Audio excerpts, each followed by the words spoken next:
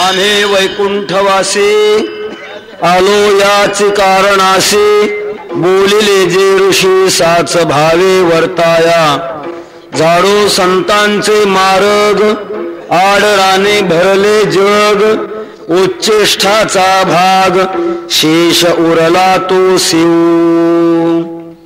अर्थे लोपली पुराणे, नाश केला शब्द ज्ञाने. विषय लोभी मने, साधनेही बुडविली. झाडू संतांचे मार्ग, आडराने भरले जग. उच्चेष्ठाचा भाग, शेष उरला तो शिव. पिटू भक्तीचा डांगोरा, कैकासी दरारा. तुका म्हणे कळा, जय जयकार आनंदी. झाडू संतांचे मार्ग, आडराणी भरले जग. उच्चेष्ठाचा भाग, शेष उरला तो शिव. पांडुरंगा करू प्रथम नमन, पांडुरंगा करू प्रथम नमन. त्या स्मरण होय सकळ विद्यांचे अधिकरण. तेच वंदू श्री चरण श्री गुरूंचे, ते नमस्कारोनी आता. काय माझी वाणी मानेल संतासी, अरंजो चित्तासी आपुलिया. माझी वाणी तुझे वर्णी गुणनाम, ऐसे दे प्रेम काही कळा. मस्तक हे पायावरी, मस्तक हे पायावरी. यावार करी संतांच्या, यावार करी संतांच्या.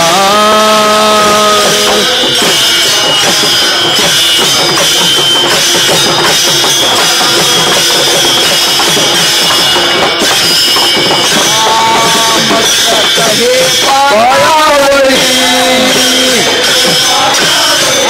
मस्तक हे पायावरी. यावार करे संतांच्या, यावार करे संतांच्या. यावार करी संतांच्या, यावार करी संतांच्या.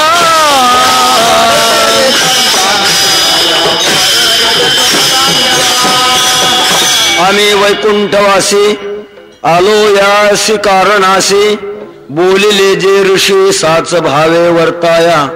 झाडो संतांचे मार्ग, आडराने भरले जग. उच्चेष्ठाचा भाग, शेष उरला तो शिव. विश्वसंत जगद्गुरु श्री तुकाराम महाराज यांचा विस्ताराचा अभंग आहे. सप्ताह देखील विस्ताराचा आहे. अभंग अल्प स्वरूपाचा का घ्या, या दृष्टिकोनातून याचा अर्थ असं समजू नका वेळ विस्ताराची होईल असं समजू नका. कारण सुरुवातीला धाक निर्माण होण्याची शक्यता आहे. विश्वसंत जगद्गुरु श्री तुकाराम महाराज यांचा अत्यंत आपल्या जीवनात खऱ्या अर्थानं अर्थ समजून जगाला आपल्या व्यक्तिमत्वाचं दर्शन घडवणारा अभंग आहे. माणसाला माणसं भेटली म्हणजे माणसं समजतात असं नाही. माणसं समजण्याकरता लागणारा अधिकार फार वेगळा आहे. जगामध्ये एक प्रकारची माणसं नाहीत. माणसाचे आकार जरी सारखे असले तरी माणसाचे मानवत्व सारखं नाही. माणसाचं मानवत्व तीन प्रकारचं आहे. प्रकाराचे तीन. तुका म्हणे केले जन, वेगळी वेगळी माणसं. आताच्या तुमच्या वैज्ञानिक संशोधनामध्ये रक्त जरी सर्वांचं तांबडं असलं तरी गट सारखे आहेत का? एकाच एकाला देऊन चालत नाही. चुकीनं दिलं तर प्राण जाण्याची वेळ येते. सारखं नाही. सृष्टीमध्ये विभिन्नता आहे. अभिन्नतेच्या अधिष्ठानावर विकसित झालेल्या या विश्वाच्या विषयात विचार जर केला तर विभिन्नता अनुभवाला येते. वेगळे वेगळेपणे. सर्व सारखी जरी दिसत असली तरी सर्वांची सारखी किंमत नाही. सर्वांचा सारखा अधिकार नाही. सर्वांचं सारखं आचरण नाही. सर्वांचं सारखं ज्ञान नाही. सर्वांचे सारखे अनुभव नाही. असं वेगळीक आपल्याला आढळून येते. या विभिन्नतेमध्ये काही गोष्टीची गरज आहे, आणि ती म्हणजे या जगाच्या दृष्टिकोनातून दोन महत्वाच्या शक्तीची गरज आहे.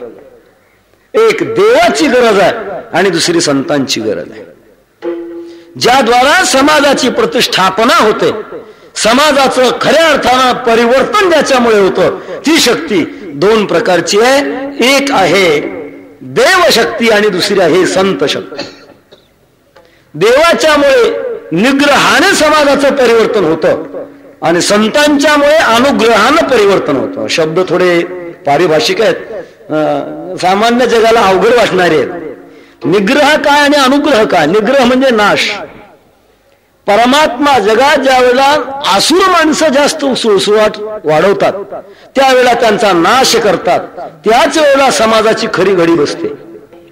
असा एक काल येत असतो. तर दुसरा काल असा येतो की त्यावेळेला समाजाला विचाराची आणि अधिकारी पुरुषाची गरज पडते. त्यावेळेला संत या जगामध्ये अवतीर्ण होतात. जगाच्या खऱ्या प्रतिष्ठापने करता दोन शक्तीची गरज आहे. एक देवशक्ती आणि दुसरी संत शक्ती. आज 20व्या शतकामध्ये सुद्धा भोगवादी या वाहुटळीमध्ये जे चांगलं दिसतंय ते सर्व संतांचं श्रेय आहे. विठाला विठाला.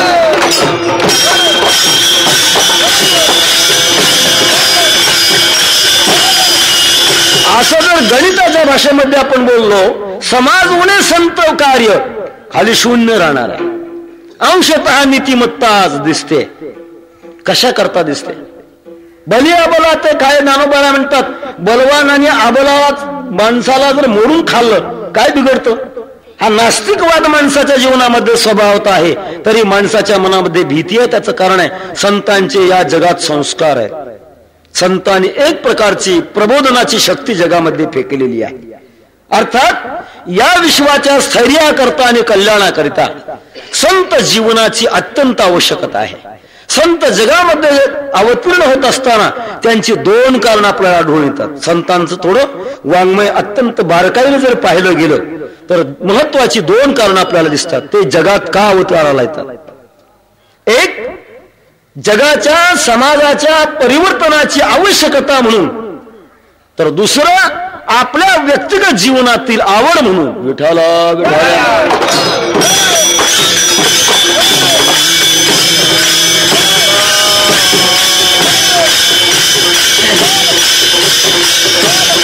माझ्या चिंतनामध्ये बहुतेक हे विषय येतात की जगामध्ये काही गोष्टी आवश्यक आहेत आणि काही गोष्टी आकर्षक आहेत. दोन गोष्टी नेहमी असतात. सर्व जगाचा जर धांडोळा घेतला तर प्रत्येक विषयाच्या पाठीमागे हे दोन महत्वाचे हेतू आहेत. दोन्हीपैकी एखादा हेतू तरी असतो किंवा काही वेळेला दोन्ही असतात. परंतु या हेतूशिवाय समाजामध्ये माणसाचं जीवन नाही. एक भाग आहे आवश्यकता आणि दुसरा भाग आहे आकर्षकता. माणसाच्या जीवनाच्या दृष्टिकोनातून काही गोष्टी आवश्यक आहेत आणि काही गोष्टी आकर्षक आहेत. भूक लागल्यानंतर अन्न हे माणसाला आवश्यक आहे का आकर्षक आहे? आवश्यक आहे. थंडी वाजायला लागल्यानंतर उलनचे कपडे आवश्यक का आकर्षक? आवश्यक आहे. रोग झाल्यानंतर औषध आवश्यक का आकर्षक? आवश्यक. जेवण झाल्यानंतर तंबाखू खाणं आवश्यक का आकर्षक? मला वाटतं याच्यातून काय विनोद निर्माण झालाय काय? अशी स्थिती आहे सध्या. जे अनावश्यक आहे त्याची जागा आकर्षकाने घेतली. दुर्दैव आहे. आज सभोवतालचं वातावरण जर पाहिलं, अति लहान लहान बालक सुद्धा नको नको त्या व्यसनाच्या जबड्यामध्ये घुसलेली आहे. काही परराष्ट्र शक्ती या देशाचं वाटोळं करण्याकरता अशी काही व्यसनाचे वस्तू पाठवतात. मला वाटतं अजून कळंब सारख्या शहरामध्ये ही नावं माहीत नसतील. ब्राऊन शुगर माहित आहे? रामकृष्णारी. आम्ही आपले वारकरी जगातले, त्यामुळे आम्हाला काही या सगळ्या गोष्टी माहित असतील हे माहित नाही. हेअर ऑइल जे एकदा का माणसाच्या तोंडात गेल्यानंतर ते माणसाला संपवतच, गोडीनं संपवतं. एवढंच आवश्यक नाही. शहाणा माणूस पहिला आपल्या जीवनातली आवश्यकता शोधतो. काय मला हवंय ते मी आपल्या जीवनामध्ये मिळवीन. तेव्हा आवश्यकता आणि आकर्षकता दोन्ही गोष्टी आहेत. कपडे मळल्यानंतर साबण आवश्यक आहे का आकर्षक आहे? आवश्यक आहे. साबण आवश्यक आहे, पाणी आवश्यक आहे, धुणारा आवश्यक आहे, हे आवश्यक आहे. आणि कपडा धुतल्यानंतर त्याच्यामध्ये नीळ टाकणं आवश्यक आहे का आकर्षक आहे? काय आहे? आकर्षक आहे. कशा करता टाकतात? मी एकाला विचारलं, बहुतेक वारकरी मंडळी नीळ टाकत नाहीत आणि वारकऱ्याने नीळ टाकू नये. मी असं म्हणेन जो नीळ टाकतो तो खरा वारकरीच नाही. विठाला विठाला.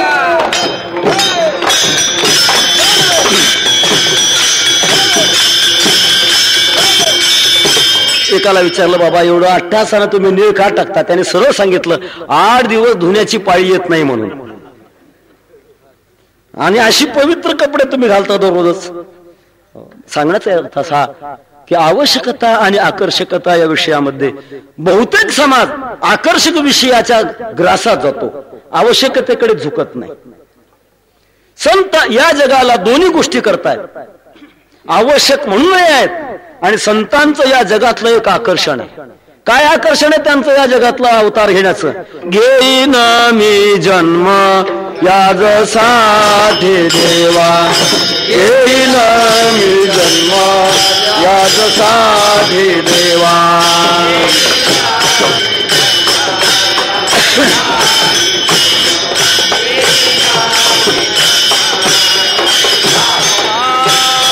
घेईन मी जन्म या जसाठी देवा, घेईन मी जन्म या जसाठी देवा.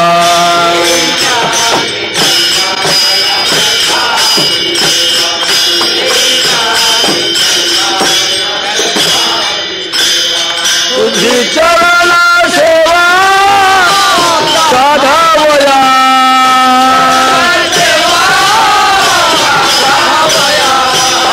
चरण सेवा साधावया.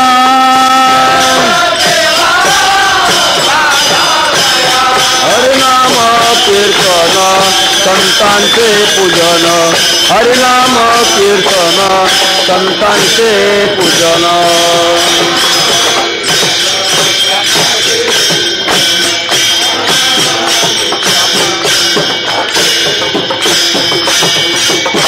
मी या जगात जन्म घेईन, याच्याकरता जन्म घेईन परमात्म्याची भक्ती करण्याकरता. ही त्यांच्या जीवनातली आवड आहे. जगात येण्याचं हे त्यांचं आकर्षण आहे. आणि दुसरी एक बाजू आहे की जगामध्ये का जन्माला येतात संत?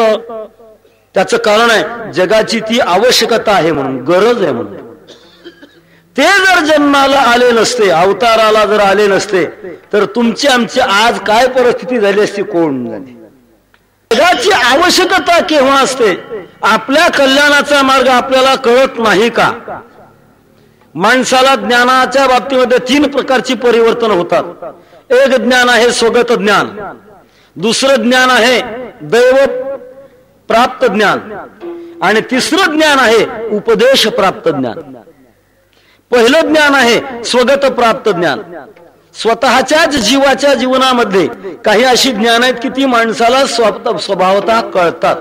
ल्यावे खावे बरे असावे सदैव हेची करी हाव संसारी. संसारातली वृत्ती माणसाला जे निर्माण होते त्याच्याकरता काही शाळा स्थापन करण्याची गरज नाही. शाळा कशा करतायत? भात भाकरी मिळवण्याचं ज्ञान आहे ते. आमचे वैकुंठवासी गुरुवरी हरिभक्तीपरायण शांताराम गुरुजी म्हणायचे, शाळा कॉलेजचं ज्ञान म्हणजे भात भाकरी मिळवण्याची ज्ञान आहे, याच्यापेक्षा त्याची कक्षा पलीकडे नाही. परंतु खरं जीवनाचं कल्याण करणारं जे ज्ञान आहे ते ज्ञान प्राप्त होण्याकरता लागणारी तयारी आणि लागणारं स्थान वेगळं आहे. ते युनिव्हर्सिटीमध्ये मिळत नाही, त्याची युनिव्हर्सिटीच वेगळी आहे. आत्मोद्धाराची जी युनिव्हर्सिटी आहे ती युनिव्हर्सिटी म्हणजे साधू संत आहे. जीवनामध्ये स्वभावता ज्ञान आहे ते सहज ज्ञान असणारं या शरीराला जगवण्याच्या कामी आहे. पूर्वी असं होतं, माणसाचा जन्म घरातच व्हायचा आणि माणसाचा मृत्यू सुद्धा घरातच व्हायचा. आता अलीकडे सुधारणा झालेली आहे. माणसाचा जन्म हॉस्पिटलमध्येच होतो आणि मृत्यू सुद्धा हॉस्पिटलमध्येच होतो. येत असताना सुद्धा वनवासी आणि जात असताना सुद्धा वनवासीच. पूर्वी ज्या वेळा घरी माणसं जन्माला यायची त्यावेळेला जन्माला आलेल्या मुलाचा कोठा साफ होण्याकरता एरंडेल तेलाचा बोळा जन्माला आल्याबरोबर त्या बाळकाला द्यायची अशी सवय असायची.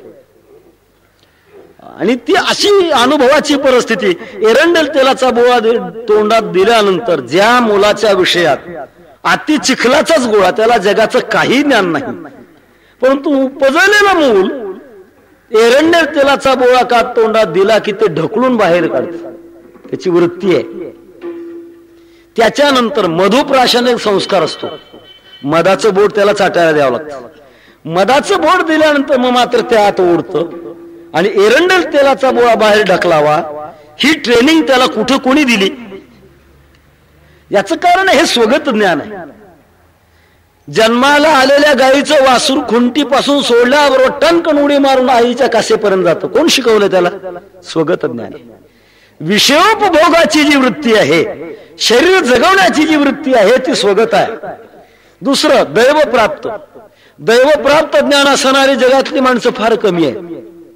असं घडतं काहीच्या जीवनामध्ये, पारमार्थिक अपघात ज्याला म्हणतात, पारमार्थिक अपघात होतो. काही माणसं सुरुवातीला अतिप्रापंचिक असतात आणि त्यांचं उत्तर काल पारमार्थामध्ये जातो. काही माणसं अशी असतात सुरुवातीला पारमार्थिक असतात, परंतु धैर्य न राहिल्यामुळे त्यांचा अंतकाल विनाशी कालामध्ये जातो. असा प्रकार असतो. भागवतामध्ये वर्णन आलेले पिंगला नाम वेश्यासीत. पिंगळा नावाची वेश्या. पूर्व अवस्था तिची अशी होती की पूर्वजन्मामध्ये ती एका ऋषीच्या आश्रमामध्ये कुमारीपणाचं व्रत धारण करून सेवा करत होती. ब्रह्मचिंतनामध्ये राहतो.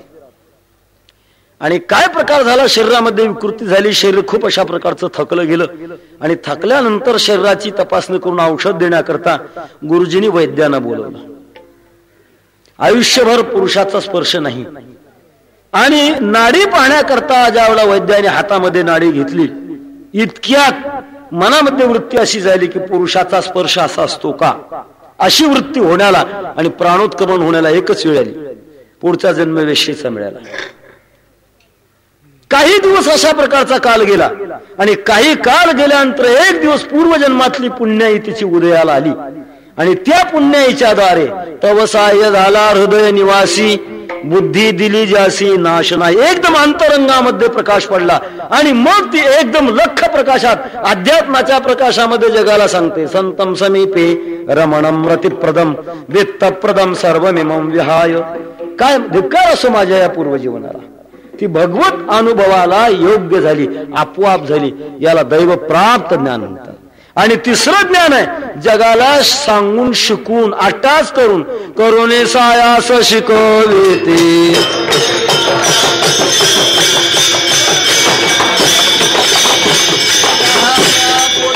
उपदेश सहज बोलणे हित उपदेश करोने सायास शिकवते.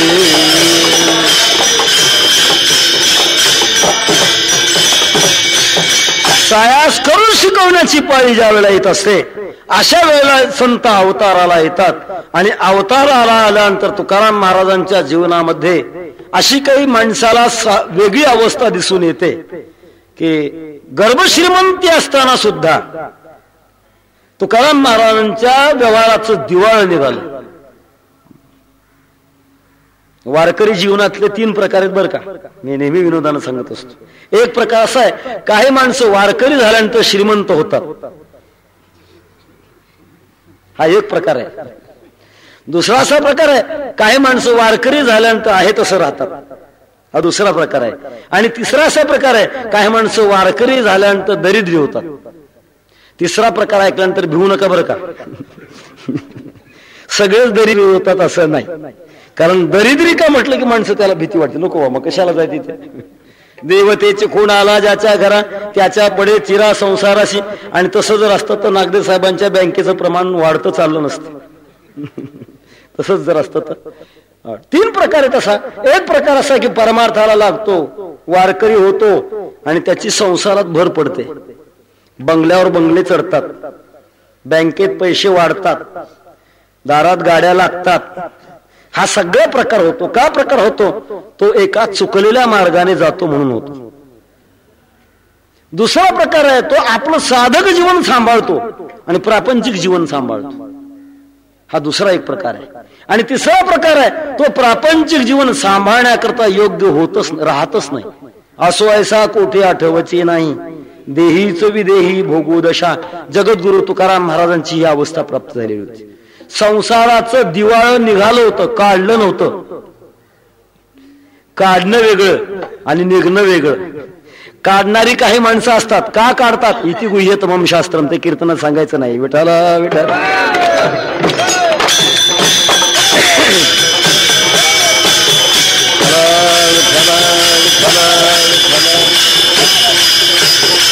तुकाराम महाराजांचं निघालेलं होतं. बरे झाले देवा निघाले दिवाळे, बरिया दुष्काळे पीडा गेली.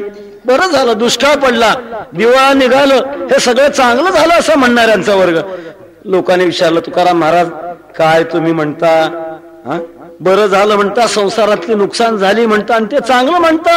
तुम्हाला शहाणं म्हणावं का वेडं म्हणावं? कारण हेच किती योग्यतेचे असतात हे ठरण्यावर अवलंबून आहे. कोण कोणाला शहाणं म्हणतं याच्यावर पुढचा मनुष्य शहाणा ठरत असतो. एखाद्या वेड्याने एखाद्याला शहाणं ठरवलं तर तो शहाणा ठरेल का वेडा ठरेल? तो वेडाच ठरणार आहे. खास फर्स्ट क्लासचा वेडा ठरेल, साधा ठरणार नाही. आणि एखाद्या शहाण्याने एखाद्याला शहाणा ठरवलं तर तो खरा शहाणा, तो खरा शहाणा ठरेल. शहाणाच शहाण्याला शहाणा म्हणत असतो. ही अवस्था लक्षात घेऊन लोक तुकाराम महाराजांना म्हणायला लागले तुकाराम महाराजांचं चुकलं, तुकाराम महाराजांचं चुकलं. त्यांनी लक्ष घालायला पाहिजे होतं संसारामध्ये. संसारातलं दिवाळं निघालं, किती फजिती झाली त्यांची. तुकाराम महाराजांना प्रत्यक्षात सांगण्याचा प्रयत्न करू लागले, महाराज तुमचं चुकलंय बरं का, संसाराकडे लक्ष दिलं पाहिजे, संसार केला पाहिजे, चांगला निटाने संसार केला पाहिजे. असं असताना तुम्ही संसाराकडे अजिबात लक्ष देत नाहीत. तुकाराम महाराजांनी सांगितलं आमचा विषय संसार नाही. का नाही? सर्व जगाचा संसार हा विषय आहे आणि तुमचा विषय संसार का नाही? तुकाराम महाराजांनी सांगितलं का नाही त्याचं कारण आहे. जगामध्ये जन्माला येणाऱ्याचे दोन प्रकार आहेत. एक वर्ग असा आहे काम घेऊन जन्माला येतो आणि दुसरा असा वर्ग आहे आल्यानंतर काम हुडकतो. शहरामध्ये जाणाऱ्याचे असे दोन वर्ग आहेत. काही माणसं शहरामध्ये जातात, गेल्यानंतर त्यांचं काम अगोदरच तयार असतं, त्यांचा टेबल तयार असतो, त्यांचे शिपाई तयार असतात, फक्त साहेबांनी जायचं आणि तिथे समाविष्ट होऊन त्यांच्या आपल्या कामाला लागायचं, अगोदरच काम तयार असतं त्यांचं. आणि काही माणसाला जाऊन काम शोधावं लागतं, यांच्या पाया पडा त्यांच्या पाया पडा, देता का नोकरी, देता का काम, देतं का काम असं म्हणावं लागतं, काम शोधावं लागतं. तसं या जगामध्ये जन्माला येणाऱ्यांचा दोन प्रकारचा असा वर्ग आहे. एक वर्गाला असं की या जगामध्ये जन्माला नंतर काम शोधावं लागतं. जीवाला, सामान्य पामर माणसाला जन्माला आल्यानंतर काम शोधावं लागतं. हे करू का ते करू, ते करू का ते करू. पण एक असा उच्च वर्ग आहे की त्याचं अगोदरच काम ठरवलेलं असतं आणि ठरवलेल्या कामाकरता ते येतात. महाराज म्हणतात आम्ही संसाराच्या कार्याकरता या मृत्यूलोकात आलेलो नाही. आमचं येण्याचं कारण आहे या जगाची गरज म्हणून आम्ही आलेलो, आवश्यकता म्हणून आलो. वस्तुतः आम्ही जिथून आलो ते ठिकाण सामान्य समजू नका. आमची अवस्था जर पाहिली ती आमची अवस्था वेगळी आहे. त्या अभंगाच्या पहिल्या चरणात तुकाराम महाराज सांगतो आलो याची कारणाचे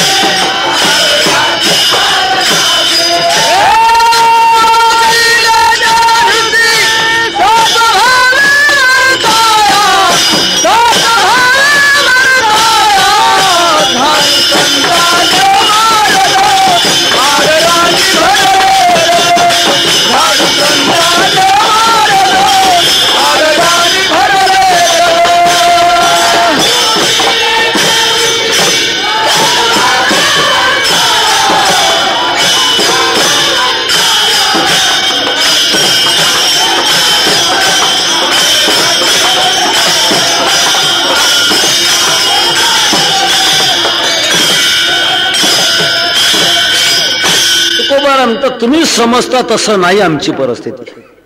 आम्ही वैकुंठ वासामध्ये राहणारे आहोत. आम्हाला या जगातलं काम आहे म्हणून आम्ही आलेलो आहोत. आम्ही आलो. सर्वसामान्य जीव हे स्वतः होऊन येतात का त्यांना यावं लागतं? यावं लागतं. तुम्हा आम्हाला या मृत्यूलोकामध्ये यावं लागतं का यावंच लागतं? यावंच लागतं. आगा कर्मे जे उरावे ते तिही सुखदुःखी फळावे तया ते भोगावया यावे देहा एका. यावंच लागतं आपल्याला. आणि संत येत असतात, होऊन येतात. आम्ही आलो. आम्हाला या मृत्यूलोकातलं सर्व लक्षात आलं आणि मृत्यूलोकामध्ये आमची गरज आहे ही ज्या वेळेला आम्हाला जाणवली त्यावेळेला आम्ही इथं आलो. पण येत असताना आमचं मुळातलं ठिकाण मात्र वेगळं आहे. वैकुंठ वासातले आम्ही आहोत. जीवदशेमध्ये मागे आपण कुठे होतो हे कळत नाही. आज किती दिवस इथे राहणार आहोत हे कळत नाही. आणि पुढे कुठे आणि केव्हा जाणार आहोत हे कळत नाही. मागचा अंधार आहे, वर्तमान काळातला अंधार आहे, भविष्य काळातला अंधार आहे. आणि अशा अंधारमय जीवनामध्ये सामान्य मनुष्य बिनदिक्तपणे खुशाल निवांत राहतात. काय आश्चर्य! किमश्चर्य मतःपरम. केवढं मोठं हे आश्चर्य. आपण कुठे जाणार आहोत हे कळत नाही, किती दिवस राहणार आहोत हे कळत नाही. असं असताना सुद्धा वारकरी संप्रदायासारख्या अत्यंत उच्च अशा संप्रदायाची कास माणसं धरत नाहीत. हो, मी अत्यंत भूषणानं सांगत असतो. आमचा वारकरी संप्रदाय हा सम्राट संप्रदाय आहे. ज्यांना अभ्यासानं वारकरी संप्रदायाचा अभ्यास करायचा त्यांनी अत्यंत चिकित्सक बुद्धीने वारकरी संप्रदायाचा अभ्यास करावा. याला सम्राट संप्रदाय का म्हणायचं? जगातल्या कोणत्याही संप्रदायामध्ये जो अनुभव आहे तो अनुभव आमच्या वारकरी संप्रदायामध्ये सहज आहे. वारकरी संप्रदायामध्ये जो अनुभव आहे तो इतर संप्रदायामध्ये असेलच हे सांगता येत नाही. पण या संप्रदायामध्ये सर्व जगातल्या संप्रदायाचा अनुभव सहज असं उच्च जीवनाचं हे जीवन आहे. जैन संप्रदायाचा अनुभव अहिंसा प्रतिष्ठा तत्सन्निधौ वैरत्यागा. अहिंसात्मक अशा प्रकारचा संप्रदाय आणि त्या संप्रदायाचं सर्वश्रेष्ठ साध्य मोक्ष प्राप्त होणं. अहिंसा प्रतिष्ठित झाल्यानंतर वैरत्याग होतो. चित्त शुद्ध तरी शत्रू मित्र होती, व्याघ्रहीन खाते सर्पतया. अशी अवस्था अहिंसा प्रतिष्ठित झाल्यानंतर होत असते. वारकरी संप्रदायामध्ये जगद्गुरु तुकाराम महाराजांच्या अंगावर येऊन सर्प बसायचे. वाघानं मांडीला मांडी लावून बसायचं. का? सहज अनुभव येतो. बौद्धांच्या संप्रदायामध्ये सर्वम शून्यम शून्यम सर्वम दुःखम दुःखम हे त्यांचे जे अनुभव आहेत. वारकरी संप्रदायामध्ये ठाऊकची आहे संसार दुःखाचा, चित्ती क्षीण त्याचा वाहू नये, सर्वम दुःखम दुःखम. सहज आहे हे ज्ञान. शून्य ते गुण महाशून्य श्रुती वचन संमत. केवळ शून्य मानलं नाही, महाशून्य मानलंय. योगी लोकांचा जो अनुभव आहे वारकरी जीवनामध्ये तो सहज येतो. योग याग क्रिया धर्माधर्म माया गेले ते विलया हरे पाठी. योगाला येणारा अनुभव वारकऱ्याला सहज येतो. ज्ञानी पुरुषाला येणारा ब्रह्मज्ञानाचा अनुभव वारकरी जीवनामध्ये सहज येतो. गोपिका गुरुला शरण कुठे कोणत्या गेलेल्या होत्या? कोणत्या गुरुला शरण गेल्या? त्या फक्त भगवत भक्ती करत होत्या. त्याचा परिणाम असा झाला लोका गोकुळच्या झाले ब्रह्मज्ञान केलिया वाचून जपत पे.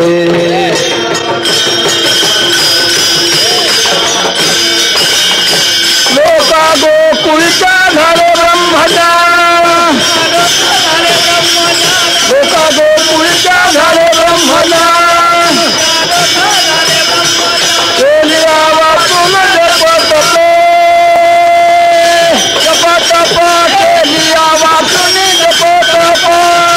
कोणताही सायास न करताना ब्रह्मज्ञानाची सहज परिस्थिती प्राप्त होते.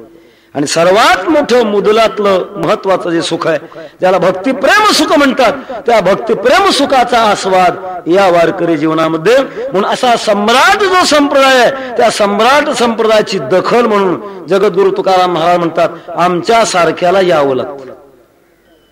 अभंगाच्या प्रत्येक शब्दाचा जर विचार केला गेला तर आपण बसलो पण घड्याळ बसत नाही. ते चालतंय, बसून चालण्याची कला त्याच्याजवळ फार मोठी आहे. त्याच्यामुळे सगळ्याच अशा प्रकारच्या प्रत्येक अभंगातल्या शब्दाचा आपल्याला विचार करता येण्यासारखी काळाची परिस्थिती नाही.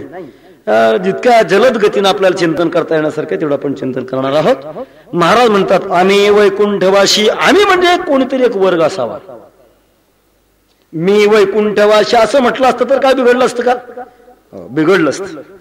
जगामध्ये या विश्वाच्या कल्याणाकरता परमात्म्याने काही अशी मंडळी वैकुंठामध्ये राखून ठेवलेली आहे की त्यांना पुन्हा पुन्हा मृत्यूलोकावर पाठवतात आणि मृत्यूलोकातल्या विश्वाला सन्मार्गाचा मार्ग दाखवतात. जगद्गुरु तुकाराम महाराज ज्या ज्या काळाला परमात्मा अवतार धारण करत असे त्या त्या काळाला स्वतः तुकाराम महाराज उपस्थित होते. तुका म्हणे कधी होतो आम्ही, त्यावेळेला आम्ही होतो म्हणतो. प्रत्येक अवतारामध्ये तुकोबारा म्हणतात आम्ही त्यावेळेला या अवतारामध्ये होतो, आम्ही त्यावेळेला या अवतारामध्ये होतो. असा त्यांचा इतिहासात्मक अशा प्रकारचा अनुभव आहे. चौवेचा भक्तनामा उभा कीर्तनी, पाठी मागे डोळे झाकुनी उभी ते जनी. जनाबाई म्हणतात मी सुद्धा भगवंताच्या प्रत्येक अवतारामध्ये आलेली आहे. अशी ही थोर मंडळी यांची एक प्रकारची, आता अलीकडच्या शब्दामध्ये तो शब्द आठवत नाही, परंतु आवडत नाही, परंतु तो शब्द वापरतो, एक प्रकारची जात आहे. सध्या जात हा शब्द का वापरला की माणसाला चटकन अंग झटकायला लागल्यासारखं होतं. परंतु जात कशाला म्हणतात? किती घालवण्याचा प्रयत्न केला तरी ती जी जात नाही तिचं नाव जात. कोणत्या ना कोणत्या तरी स्वरूपातून पुढे ती येतेच. तुकाराम महाराज म्हणतात आम्ही ना आमची एक जात आहे. ही जात संसारामध्ये ज्या जाती आहेत त्या जातीला बाजूला ठेवून बनलेली जात आहे. ती सर्वांची एक जात आहे. आम्हा भाविकाची जाती एकविधजी श्रीपती अलंकार युक्ती येथे पुढे सरो शकेचे ना. आमची भाविकाची एक जात आहे म्हणतो. या जातीमध्ये शरीराला महत्व नाही. शरीरानं कोण कोणत्या जातीतला आहे हे समाज व्यवस्थापनेचं कार्य सांगणाऱ्या प्रकार वेगळा, ते शास्त्र वेगळं, त्याचा मला इथे विचार करायचा नाही. परंतु भक्ती करणाऱ्या भगवत भक्ताची सर्वांची मात्र जात एकच आहे आणि ती म्हणजे भाविक ही जात आहे. अशा आम्हा भाविकांच्या जातीचा आम्ही असे काही जण असे आहोत. आम्ही वैकुंठवासी आहोत. आमचं पूर्वीचं राहण्याचं स्थान एक वेगळं आहे. जगामध्ये असं असतं ब्रह्मज्ञान का प्राप्त झालं की जीवत्व प्राप्त करून देणारी जे एक उपाधी ज्याला म्हणतात, ज्याला अंतःकरण म्हणतात. वेदांताच्या शब्दामध्ये अंतःकरण नावाची एक वस्तू आहे. समोर वेदांताचं चिंतन करणारी मंडळी असल्यामुळे काही वेदांताच्या प्रक्रिया आज येणं सहजासहजी स्वाभाविक आहे. अंतःकरण ज्याला म्हणतात ज्याच्यामुळे परमात्म्याचा आभास निर्माण होतो आणि जीवाला जीवत्व प्राप्त होतं, असं जे काही अंतःकरण आहे ते अंतःकरण ज्या वेळेला जीवनमुक्त दशा प्राप्त आहे तोपर्यंत राहतं. पण विदेहमुक्त दशा प्राप्त झाल्यानंतर त्या अंतःकरणाचा स्फोट होतो. फक्त ब्रह्मच राहतं, अंतःकरणच राहत नाही. परंतु हा जो संतांचा वर्ग आहे यांचा वर्ग असा आहे यांच्या अंतःकरणाचा स्फोट होत नाही. हे अंतःकरण कायम राहतं आणि राहिलेल्या अंतःकरणासह हे वैकुंठाला जातात. म्हणून जगद्गुरु तुकाराम महाराज जिथून आले तिथेच गेले. सामान्यपणाने गेले नव्हे, सदैव वैकुंठाला गेले. हा तुकाराम महाराजांच्या जीवनातला एक विशेष अशा प्रकारचा चमत्कार आहे. आणि असा तो चमत्कार आपली अवस्था तुकाराम महाराज सांगतात. आमचा प्रकार असा आहे आम्ही वैकुंठवासात. वैकुंठ एक लोक आहे. मृत्यू लोकामध्ये त्या वैकुंठ लोकाचं वर्णन शास्त्रामध्ये वाचायला मिळतं. वैकुंठ पाहायला मिळणार नाही. स्वर्ग, वैकुंठ, पाताळ, कैलास, सत्यलोक याचं वर्णन शास्त्रामध्ये. जगाची कल्पना मांडत असताना विद्यारण्य स्वामींनी जग म्हणजे काय 11 प्रकारच्या साधनाने कळतं त्याचं नाव जग. सध्या भूगोलशास्त्रज्ञ त्यांच्या संशोधनाच्या मार्गाने जे कळतं तेवढा जगाचा इतिहास नकाशा काढतील. परंतु शास्त्रामध्ये जे जग सांगितलंय त्याचा नकाशा काढण्याची ताकद फक्त संतांमध्ये आहे, ती दुसऱ्याकडे नाही. खऱ्या अर्थानं जग कसं आहे? एकादशेंद्रिय युक्त्या शास्त्रे नाप्यवगम्यते यावत किंचित भवेदेतम इदं शब्दोदितम जगत. जगत म्हणजे काय? जगाची व्याख्याच केलेली. 11 इंद्रियाने शास्त्राने जे कळतं त्याचं नाव जग. शास्त्रामध्ये वैकुंठ लोकाचं वर्णन केलेलं आहे, स्वर्ग लोकाचं वर्णन केलेलं आहे, कैलास लोकाचं वर्णन केलेलं आहे. संसारामध्ये माणसं आपले पिताजी अथवा कोणी दिवंगत का झाले की त्याच्या पाठीमागे काहीतरी एक आदराचा शब्द लावतात. विष्णू संप्रदायातले असतील, वैष्णव असतील ते वैकुंठवासी येतील, शैव संप्रदायाचे असतील तर कैलासवासी येतील, आणि भोग संप्रदायाचे असतील तर स्वर्गवासी येतील. आता यांचे पिताजी किंवा यांचे पूर्वज कुठल्या ठिकाणाला गेले हे काय पाहून आलेले नसतात. तसं पाहून आले असते तर मग ते खऱ्या अर्थानं मानलं असतं. त्याच्यात एवढंच मानायचं की त्यांचा तो आदर आहे एवढंच म्हणून मानायचं. यापेक्षा आदराच्या पलीकडे जायचं कारण नाही. जीवदशेमध्ये आपण मागून कुठे आलो हे कळतं का? संसारामध्ये असे काही ठराविक माणसं आहेत त्यांना जातीस्मर म्हणतात. जातीस्मर, ज्यांना आपल्या पूर्व आयुष्याचं काही कळतं अशी मंडळी फार मोजकी असतात. जगद्गुरु तुकोबायांच्या शिष्या बहिणाबाई यांनी आपल्या पूर्वीच्या 14 जन्माचा इतिहास सांगितला. मी कोणत्या कोणत्या जन्मात काय काय होतं 14 जन्माचा इतिहास सांगितला. आमचे वैकुंठवासी गुरुनाम गुरु जोग महाराज यांनी आपल्या मागच्या जन्माचा इतिहास सांगितला. त्यांनी असं सांगितलं, मी मागच्या जन्मामध्ये ज्ञानेश्वर महाराजांची पालखी वाहणारा भुई होतो आणि 40 वर्ष माझ्या खांद्यावर ज्ञानोबारांची पालखी वाहिली. असा सांगणारा जो वर्ग आहे ज्यांना अतीत काळाचं ज्ञान असतं आणि ज्यांना अनागत काळाचं ज्ञान असतं, हा वर्ग जगातला वेगळाच वर्ग आहे. तो खूप बरा आहे त्या वर्गात. त्यानंतवाशी आलो याची कारणाशी खाली आलो, वैकुंठातून खाली आलो. वस्तुतः व्यवहाराच्या दृष्टीने आणि शास्त्राच्या दृष्टिकोनातून हे चुकीचं वाटण्यासारखं आहे. माणसं खालून वर जातात का वरून खाली येतात? प्रवृत्ती काय?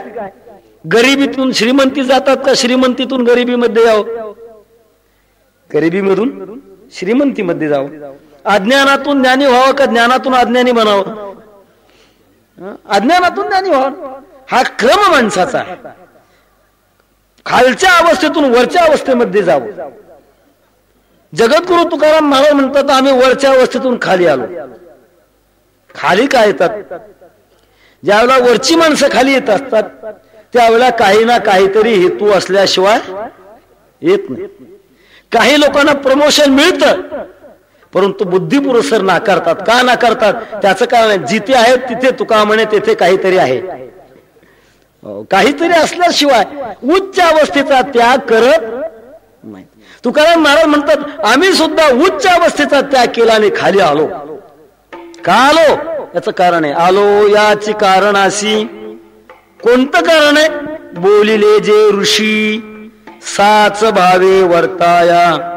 माणसाच्या कल्याणाचं शास्त्र प्रगट करणारा या जगामध्ये जो वर्ग आहे त्यांना ऋषी असं म्हणतात. विठाला विठाला. एक वेगळे मंत्र दृष्टा रहा ऋषय. ज्यांना मंत्राचा दृष्टांत होतो त्यांना ऋषी म्हणतात. ज्यांची साधना तपश्चर्या आणि तपश्चर्या करून मंत्राचं ज्यांना दर्शन होतं. वेगवेगळ्या प्रकारचे मंत्र आहेत, मंत्रशास्त्र वेगळं आहे. तेव्हा असं ज्याने आपल्या जीवनामध्ये ऋषी जीवन जगले आहे. ऋषी म्हणजे त्यागाचं जीवन, ज्ञानाचं जीवन आणि जगाला ज्याने प्रबोधन केलं असं जे जीवन आहे.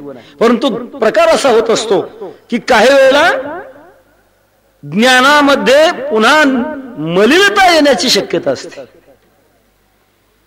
चांगलं ज्ञान प्रस्थापित केल्यानंतर सुद्धा भूतकालामध्ये असा काही काळ निघून जातो की पाखांडी माणसं त्या ज्ञानाला म्लान करतात. भगवान कृष्ण परमात्म्याने अर्जुनाला श्रीमद भगवद्गीतेमध्ये सांख्यशास्त्र सांगितलं, योग सांगितलं. योग सांगितल्यानंतर अर्जुनाला सांगितलं की अर्जुना इमं विवस्वते योगम प्रोक्तवान हमव्ययम. हा मी योग पूर्वी विवस्वानाला सांगितला, मनूला सांगितला. खूप मोठी लांबलचक परंपरा सांगितली. अर्जुनाच्या चेहऱ्यावर हास्य भाव निर्माण झाला. ही माणसं आपलं असं वय वाढतं का सांगतात? काय असतं संसारामध्ये काही माणसं आपलं वय फार वाढतं सांगतात. कोणत्या वेळा वाढतं सांगावं कोणत्या वेळा कमी सांगावं हा सध्या एक व्यवहाराचा भाग बनलेला आहे. 50 पर्यंत आलेली माणसं 65च्या पुढे जाऊन बसू लागलेली आहेत. का बसू लागली याचं कारण आहे एसटी महामंडळाची कृपा होते. अर्ध्यावर येतो, 50चा 65वर जातो. मला असं म्हणायचं त्या गृहस्थाला प्रत्यक्षात यमदूताने यावं आणि भेट द्यावी. हो, तुमच्या आयुष्यातली 15 वर्षाची मी सुद्धा वजाबाकी केलेली आहे, चालतं का तुम्हाला? असं जर राजी खुशीनं जर विचारलं तर माणसं म्हणतील नको, आता पुन्हा मागे सरकू, 40 करू, पण तू 65 कडे जाणार. काय कालाचा मयम आहे, काय देशाला खाऊ लागलेली माणसं. ज्या माणसाने स्वराज्य कमवलं तीच माणसं त्याच राज्याचा वेगळ्या तऱ्हेनं उपभोग घेऊ लागलेली आहे. ही दुरावस्था केव्हा थांबेल? मोठं शोकांतिक आहे. सांगण्याचा इतर तसा की माणसाच्या जीवनामध्ये आपलं वय वाढवण्याची काही वेळेला माणसं हाव करतात, तर काही वेळेला कमी करण्याची माणसं वृत्ती धारण करतात. तुकाराम महाराज म्हणतात, जसं भगवान म्हणतात, मी फार जुना आहे. अर्जुनाच्या चेहऱ्यावर हास्य भाव निर्माण झाला. एखादा मनुष्य बोलू लागला ना, बोलत असताना त्याचं बोलणं लबाडीचं आहे का खरं आहे हे श्रोत्याच्या चेहऱ्यावरून समजत असतं. श्रोत्यांचा चेहरा काय समजतो, काय म्हणतो, त्याच्यावरून त्याची प्रतिक्रिया व्यक्त होते. अर्जुनाच्या चेहऱ्यावर असा भाव उमटला की परमात्मा लबाड बोलायला लागले, खोटं बोलायला लागले. असा भाव उमटल्यानंतर भगवान परमात्मा म्हणाले, अर्जुना तुला पटलं नाही मी, पण हे लक्षात घे, तुला मागचं कळत नाही आणि मला मागचं दिसतंय. विचारलं का तुमचं त्यांचं काय नातं आहे, तुमचं त्यांचं काय नातं आहे? कबीर महाराज म्हणाले, जगामध्ये 3 प्रकारची माणसं. काही माणसं ज्ञान सांगणारी आहेत, काही माणसं ज्ञानाचं कथनच करणार आहेत, एकमेकाने एकमेकाजवळ सांगायचं. काय सांगितलं? त्याने सांगितलं म्हणून याने सांगितलं. पिछेशी आयोवर आगे धकाई, अनुभवाचा कुठेही स्पर्श नाही, असा एक वर्ग. दुसरा वर्ग आणि तिसरा असा वर्ग आहे, तो सांगत बसत नाही, तो रस्त्यानं चालतो, तो त्या ज्ञानानं वागण्याचा प्रयत्न करतो. कबीर महाराज म्हणाले, आमचे 3 जणांचे 3 नाते. ज्ञान कहेसो पूत हमारा, कथनी कहेसो नाती. ज्ञान सांगणारा तो आमचा मुलासारखा आहे. कथनी कहेसो नाती, कथा सांगणारा आमच्या नातवासारखा आहे. राह चले सो गुरु हमारा, हम है उनके साथी. जो रस्त्याने चालतो ना तो मात्र आमचा गुरु आहे आणि आम्ही त्यांच्या बरोबर आहे. त्याचं कारण आहे, परमार्थ सांगणारे आणि परमार्थ वागणारी जगात माणसं फार कमी आहेत.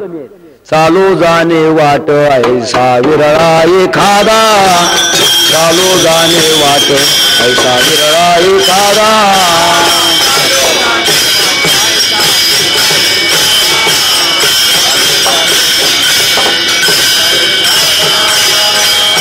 चालो जाणे वाट ऐसा विरळा एखादा. काही माणसं क्वचित असतात, म्हणून भगवंताला म्हणावं लागलं, मनुष्यानाम सहस्रेषु कश्चिद यतते सिद्धये यततामपि सिद्धानाम कश्चित नाम वेत्ति तत्वतः. परमार्थामध्ये परमार्थ करणारी माणसं दिसतात, परंतु खऱ्या अर्थानं त्या अवस्थेला ती लाभलेलीच असतील असं नाही. म्हणून मी नेहमी 4 प्रकार करत असतो समाजातले.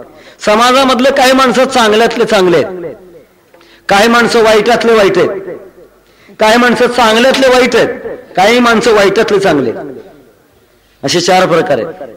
काही माणसं असे आहेत ते चांगल्यातले चांगले आहेत, बिचारे जन्माला येत असताना, वागत असताना चांगल्या कुळात जन्माला येतात, चांगलं वागतात आणि जन्मभर सुद्धा चांगलं चालतात, चांगल्याच अशा अनुभवाला प्राप्त होतात. सनकादिक ऋषी, नारदादिक ऋषी चांगल्यातले चांगले. काही वाईटातले वाईट. वाईट अशा प्रकारच्या कुळामध्ये जन्माला येतात, ज्या कुळामध्ये भक्तीचा संस्कार नाही, ज्या कुळामध्ये ज्ञान नाही, ज्या कुळामध्ये नीती कळत नाही, ज्या कुळामध्ये धर्म कळत नाही, अशा कुळात जन्माला येतात आणि वागतात सुद्धा तसंच. हे वाईटातले वाईट. चांगल्यातले चांगले वेगळे, वाईटातले वाईट वेगळे.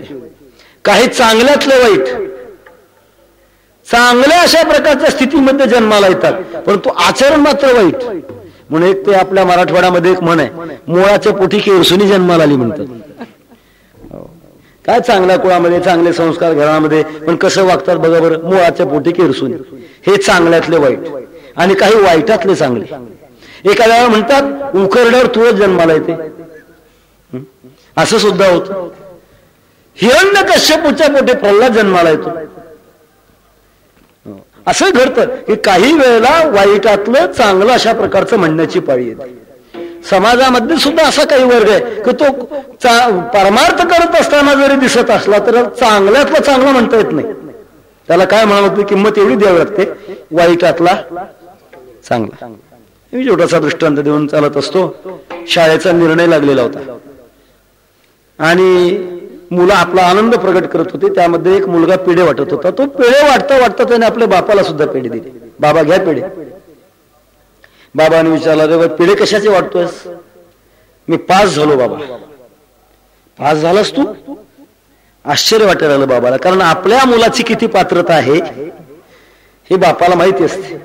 तो सहस्र बुद्धी आहे का अब्ज बुद्धी आहे का कोटी बुद्धी आहे हे बापाला माहिती होतं. त्याला माहिती होतं की हा पास होणारच नाही, पण झाला पास.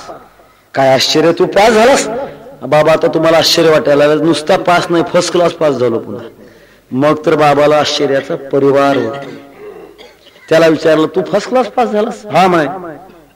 कशात जास्त मार्क पडले? म्हणजे गणितामध्ये मार्क पडले. नवीनच तो गणित शिकण्याच्या वृत्तीमध्ये होता. त्याला पाढे सुरू केलेले होते. मग काय तुला प्रश्न कोणता आला होता? म्हणे नवापाची किती प्रश्न आला होता. मग तू काय उत्तर दिलं? मी नवापाचे 50 उत्तर दिलं. नवापाचे 50 उत्तर देणारा शाळेमध्ये फर्स्ट क्लास पास होते. ज्ञानाची पातळी खाली आली. लागलीच वडील शिक्षकाकडे गेले. शिक्षक साहेब, गुरुजी. अलीकडे गुरुजी हा शब्द मळीन झालेला आहे, लोकांना तो पटत नाही. गुरुजी म्हटलं की खाली वाटतं, सर म्हटलं की बरं वाटतं, पण गुरुजी म्हटलं की याने काहीतरी शिवाय दिल्यासारखं वाटतं. वास्तविक आपल्या हिंदू संस्कृतीमध्ये गुरुजी या शब्दासारखा पवित्र शब्द नाही. गुरु आणि जी म्हणजे महाराज, गुरु महाराज असं पवित्र शब्द असताना त्या गुरुजी शब्दाला इतकं खाली आणलंय लोकांनी, तो आवडत नाही. गुरुजी, माझ्या मुलाला तुम्ही पास केलं आणि ते साधं पास नाही फर्स्ट क्लास पास केलं. कसं काय पास केलं? गुरुजींनी सांगितलं, बघा आमच्या वर्गामध्ये नवापाची 50 त्याने उत्तर दिलं म्हणून फर्स्ट क्लास पास केलं. असं कसं शक्य? का सिद्धांत बदलत असतात का? त्याचा तुम्ही अज्ञानच कायम ठेवलं. तसं नाही झालं म्हणाले. तो फर्स्ट क्लास पास आला म्हणजे याचा अर्थ असा आला की आमच्या वर्गामध्ये काही मंडळींनी, काही मुलांनी नवापाचे 70 उत्तर दिलं, काहींनी 65 दिलं, काहींनी 60 दिलं, काहींनी 55 दिलं. सगळ्यात कमी आकडा याचा म्हणून हा फर्स्ट क्लास पास. आशा आहे की पुढे काही दिवसांनी हा नवापाची 45 म्हणेल, म्हणून याला फर्स्ट क्लास पास केलं. वारे फर्स्ट क्लास पास. हा वाईटातला चांगला का चांगल्यातला चांगला आहे? हा वाईटातला चांगला आहे. तसं परमार्थ करणारी काही मंडळी जरी असली ती चांगल्यातली चांगली असतात असं नाही, ती वाईटातली चांगली असतात. विठाला विठाला सांगण्याचा अर्थ असा आहे की चालू जाणे वाट आहे साहेब रळा एखादा, मार्गाने चालणारी माणसं फार कमी आहेत. नाहीत असं नाही, कमी आहेत. कोण आहेत? आणि मार्गाने चालत असताना त्यांच्या मार्गामध्ये धरसोड होते आणि रस्त्यावर पुन्हा अशी अवस्था प्राप्त होते की संभ्रम निर्माण होतो. हे खरं का ते खरं, ते खरं का ते खरं.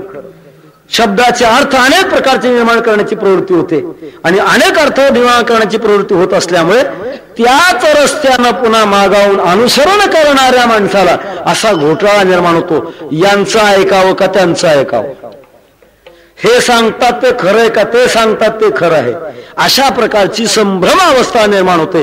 संभ्रम अवस्था निर्माण झाल्यानंतर तुकाराम महाराज म्हणतात असा रस्ता, परमार्थानं जाण्याचा जो रस्ता आहे तो रस्ता ऋषी महर्षीने केलेला आहे. आम्ही मात्र एक करतो, जो राजमार्ग आहे अन्य मार्गाला मोडतो. केला राज्यभार चाले ऐसा, आणि त्या रस्त्यावर एक काम करतो, हातामध्ये झाडू घेतो आणि झाडू घेऊन साधू संतांनी घालून दिलेला मार्ग पुन्हा झाडतो. हे अभंगाच्या दुसऱ्या चरणात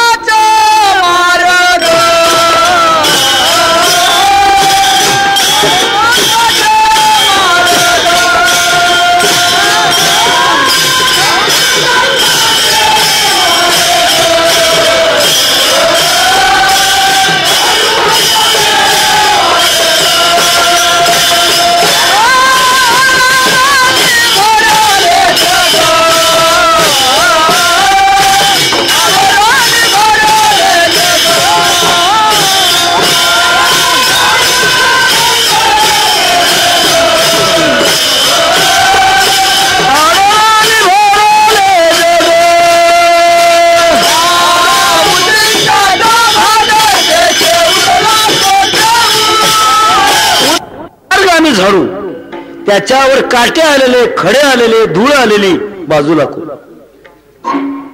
आणि स्वच्छ अशा प्रकारचा मार्ग लोकांना दाखवून देऊ की हा रस्ता असा आहे, तुम्ही या रस्त्यानं चला. तुका म्हणे तुम्ही चला याची वाटे, भरवसेनी भेटे पांडुरंग. ही वाट तिथं सरळ जाणारी आहे, वाकडी तिकडी नाही. अशा प्रकारची स्वच्छ वाट आम्ही लोकांच्या पुढे ठेवू, संभ्रमामध्ये माणसाला टाकणार नाही. झाडू संतांचे मार्ग.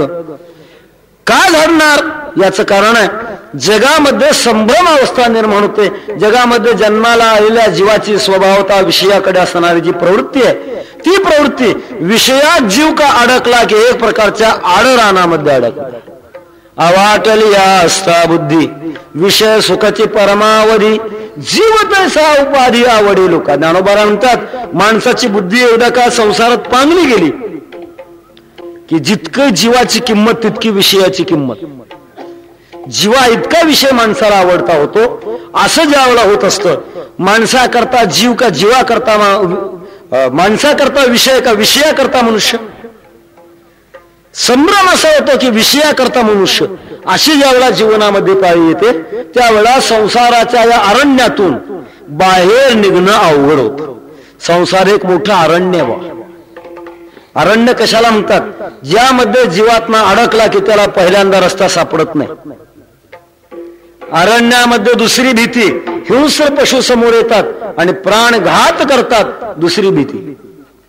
तसंच संसाराच्या अरण्यामध्ये असा प्रकार आहे की पहिल्यांदा जीवाचा आत्मघात आहे. आत्मघात म्हणजे पदोपदी आत्मस्वरूपापासून च्युत राहणं. हा खऱ्या अर्थानं ज्याला आत्मघात म्हणतात, हा आत्मघात आहे. आणि नंतर पुन्हा प्रकार असा आहे की काय करावं हे कळत नाही. याचा अर्थ रस्ता कळत. बरीचशी माणसं अशी आहेत की संसारामध्ये आल्यानंतर त्यांचा अष्टाक्षरी मंत्र असतो, 8 अक्षर आहे त्याच्यामध्ये. कसं करू, काय करू, कसं होतं आणि कसं झालं, ह्याच्या पलीकडे जात नाही. हा अष्टाक्षरी मंत्र भोकत बसत. वस्तुतः या नरदेहाला आल्यानंतर किती मोठा पुरुषार्थ करण्याची संधी आहे, परंतु संसाराच्या अरण्यामध्ये अडकल्यानंतर लवकर बाहेर पडत नाही. उपस्थित असणाऱ्या सर्व भाग्यवंताचं भाग्य आहे. काय पूर्वजन्माची पुण्य असेल. जगद्गुरु तुकाराम महाराजांच्या, साधू संतांच्या अभंगवाणीचा, विचाराचा विचार करण्याकरता आपण या मंडपामध्ये उपस्थित आहो. हे पूर्वीचं फार मोठं भाग्य. म्हणून इथपर्यंत सामान्य माणसाला हा रस्ता सापडत नाही. कदाचित तुम्ही एखाद्या वेळा सम्राट राजा बनाल, परंतु वारकरी जीवनाची दीक्षा तुमच्यात प्राप्त होईलच हे सांगता येत नाही. सम्राट राजा बनण्याचं पुण्य पदरी असेल, परंतु वारकरी होण्याचं पुण्य सामान्य माणसाच्या पदरी नसतं. कोण हा भाग्याचा ऐशी याची बोलेवाचा. फार मोठं भाग्य पदरामध्ये असावं लागतं. मला सांगण्याचा अर्थ असा की अशी जी वाट आहे अरण्यामध्ये, विषयाच्या अरण्यामध्ये लवकर सापडत नाही आणि घात होण्याची शक्यता. सारखे विषय माणसाला खाली खाली खाली खाली नेतात. किती खाली नेतात. ज्ञानोबा म्हणतात ऐसे होती तर तृण लोह लोष्ट पाषाण खांद्या या जाण फळे ही हिची. माणसाला जीवाला कोटपर्यंत जावं लागतं. जीवाचा भ्रम आहे. आपण पुरुषाच्या जन्माला आलो, पुढचा जन्म सुद्धा आपल्याला पुरुषाचाच मिळेल, चुकीची कल्पना आहे. प्रारब्धानुसार स्त्रीचा मिळण्याची शक्यता आहे, प्रारब्धानुसार पशुचा मिळण्याची शक्यता आहे. तुकाराम महाराज म्हणतात तुम्ही जर पशुसारखं वागलात काळजी करू नका. काय कोणता जन्म मिळणार आहे.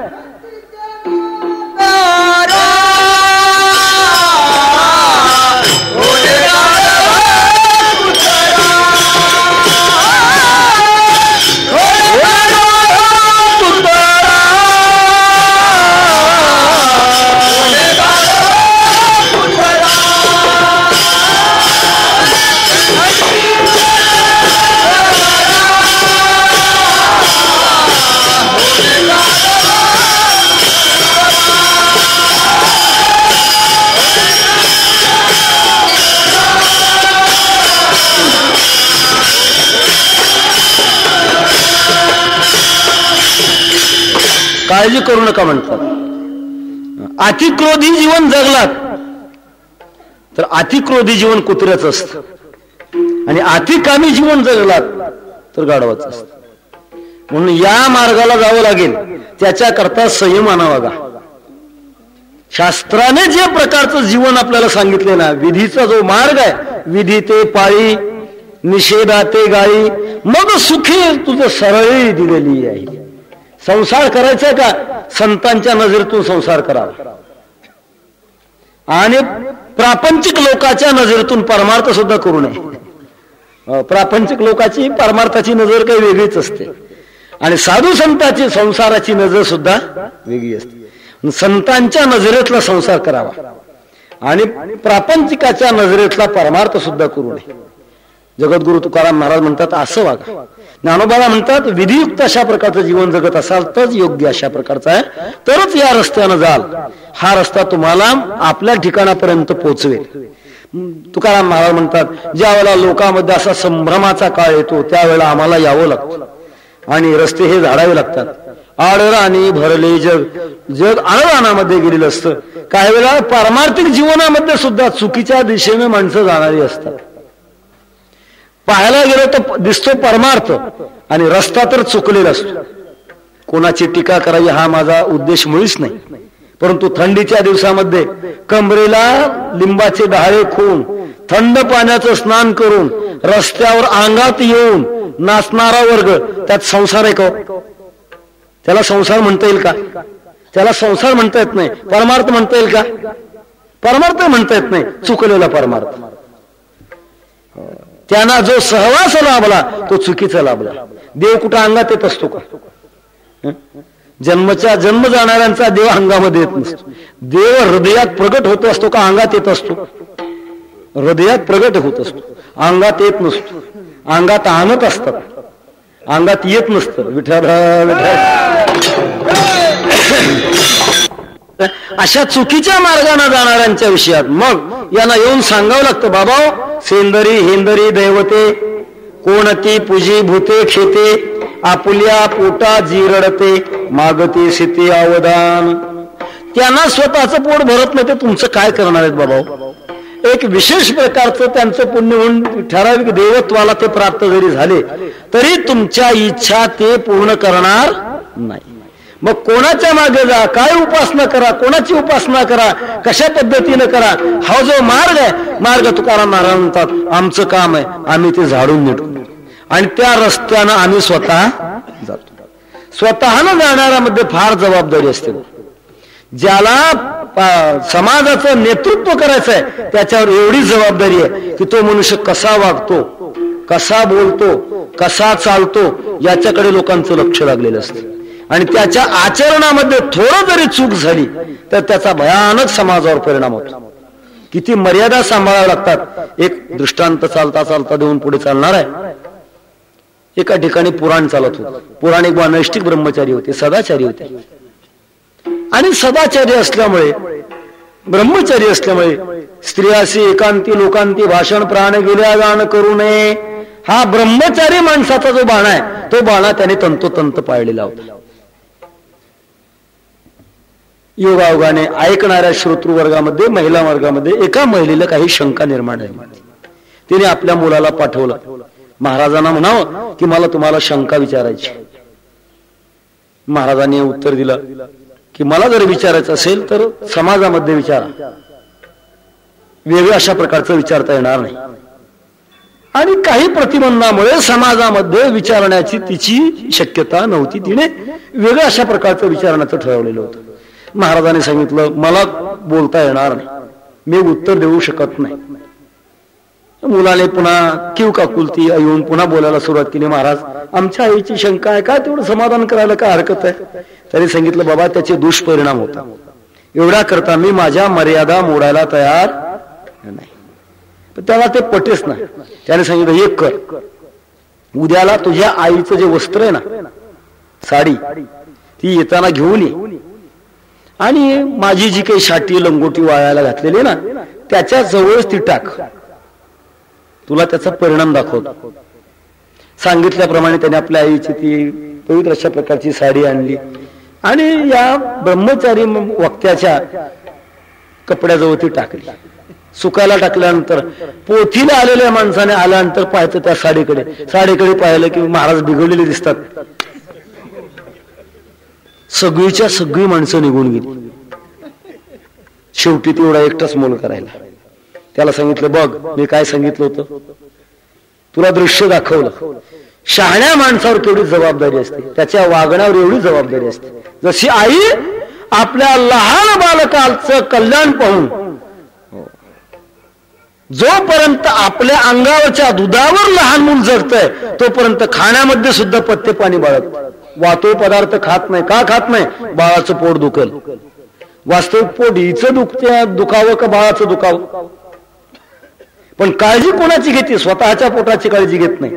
बाळाचं पोट दुखेल, ती खात नाही वातोळ पदार्थ, त्याच्यापासून दूर राहत.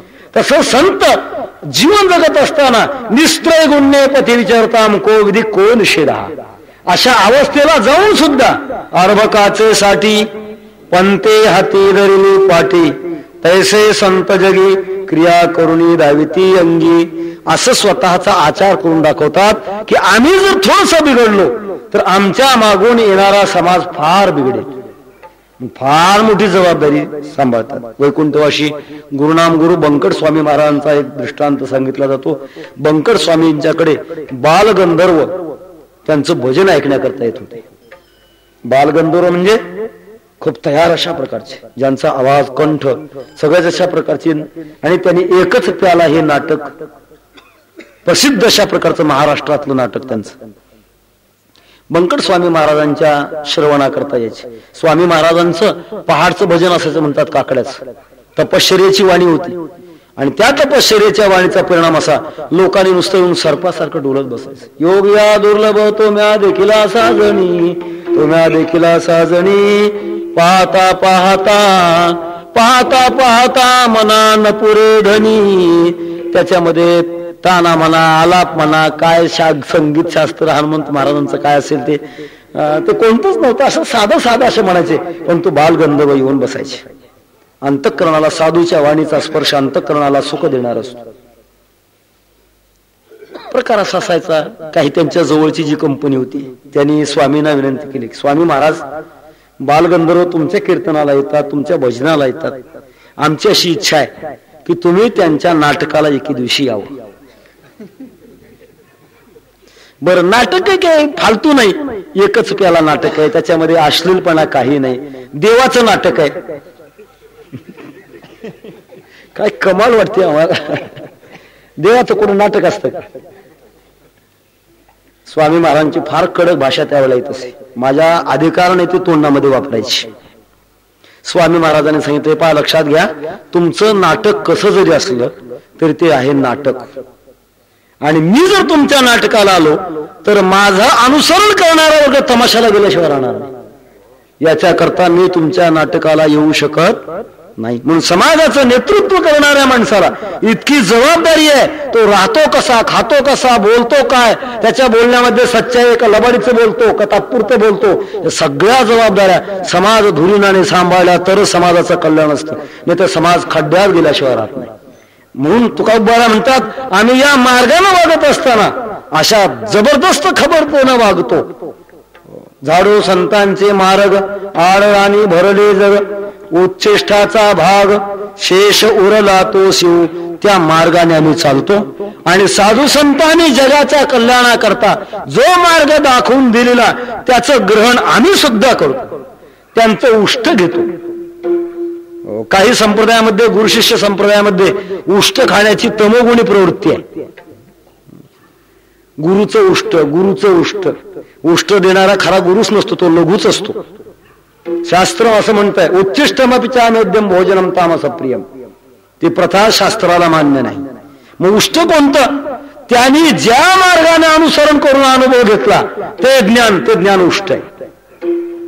तुका म्हणे शेष सेवी नावडी, कोणतं शेष? वचन न मोडी बोलले ते जे बोलले ते वागणं हे खरं उष्ट आहे. ताटातलं उष्ट खाणं हा तमोगुणी आहार आहे, तो घेऊ नये.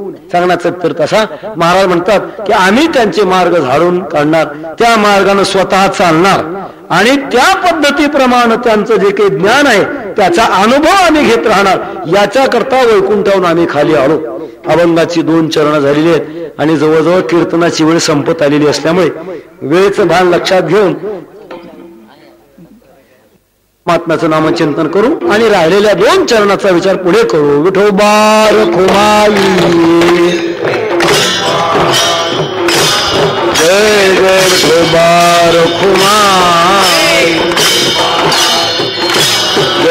आणि भरली जग उच्चेष्टाचा भाग शेष उरला तो शिव. माझ्या सुद्धा मनात तेच होतं, परंतु पडत्या फळाची आज्ञा घ्यावी लागते. वेळेचं भान लक्षात घेऊन मधली चाल बाजूला आपण केली. वस्तुतः एवढा मोठा टाळकरी वर्ग जमलेला, याच्यात पुष्कळसे गाणारी मंडळी आहे. आपली आपली गाण्याची सेवा समाजाच्या पुढे मांडावी हा सुद्धा वृत्तीचा भाव असणं आवश्यक आहे, योग्य आहे. तरी परंतु वेळ कमी असल्यामुळे शक्य नाही. ही मधली चाल वगळून आपण पुढच्या 2 चरणाचा विचार करणार आहोत. महाराज असं म्हणतात की आमची उच्च स्थिती आहे, वैकुंठवासी वैकुंठ लोकामध्ये राहणार आहोत. त्याचे सुद्धा पुष्कळसे विचार आहेत. वैकुंठवासी म्हणजे वैकुंठ लोकामध्ये राहणारे का आणखी अन्य कोणता अशा प्रकारचा विचार आहे, तो सुद्धा विचार आहे. वेळ राहणे शक्य राहिला तर त्याचं आपण चिंतन करणार आहोत. आम्ही संतांचे मार्ग झाडणारे आहोत, स्वतः नवीन मार्ग स्थापन करणारे नाही. काही माणसं आपल्या प्रतिष्ठे करता आमचा नवीन मार्ग म्हणतात, आमचा मार्ग संप्रदाय स्वतंत्र म्हणतात. तुम्ही कोण संप्रदाय स्वतंत्र स्थापन करणारे? ज्ञानोबारांनी ज्या वारकरी संप्रदायाचा पाया घातला ते सुद्धा जबाबदारीनं असं म्हणतात, वेद मार्गे मुनी गेले त्याची मार्गे चालिलो. आणि कशा करता बोललो? न कळेची विषय अंधा म्हणून मी उघड बोलिलो. विषयानं आंधळ झालेल्या लोकांना कळना गेलं म्हणून आता उघड बोलायची पाहिजे. चालता धनुर्धरा तरंगाकारी हरपलो, या मार्गाने जाता जाता मी तरंगाप्रमाणे समुद्रमय झालो. ज्ञानदेव निवृत्तीचा अद्वैत सर्व निरसलो. निवृत्तीनाथाचा शिष्य असणारा ज्ञानदेव मी सगळं अद्वैत संपून गेलो, परंतु या रस्त्यानं चाललो. मात्र जो ऋषी महर्षींनी मार्ग दावून दिला त्याच रस्त्याने आम्ही चाललो. कोणीही मार्ग स्थापन करू शकत नाही. फक्त पूर्वीच्या मार्गावर उजाळा देण्याकरता येणारा हा वर्ग स्वतंत्र अशा प्रकारचा. तुकाराम महाराज त्या वर्गातले म्हणतात आम्ही तो मार्ग झाडतो. तुकोबारा मार्ग मळून झालाच कसा? तुमच्या पूर्वी कोणी झाडला नाही का? तुमच्या पूर्वी कोणी दाखवून जगाला दिला नाही का? तुमच्या पूर्वीची जर वारकऱ्यांची जर परंपरा पाहिली तर तुमच्या पूर्वी शांती ब्रह्मनाथ महाराज होऊन गेले. ज्ञानेश्वरीचे बदललेले पाठ, अबद्ध अशा प्रकारचे काही शब्द, एकदा का मार्ग जगाला दाखवून दिला की लोकांनी त्या रस्त्याने का जाऊ नये? त्याचं कारण तुकाराम महाराज अभंगाच्या 3ऱ्या चरणात सांगतात. पुराणे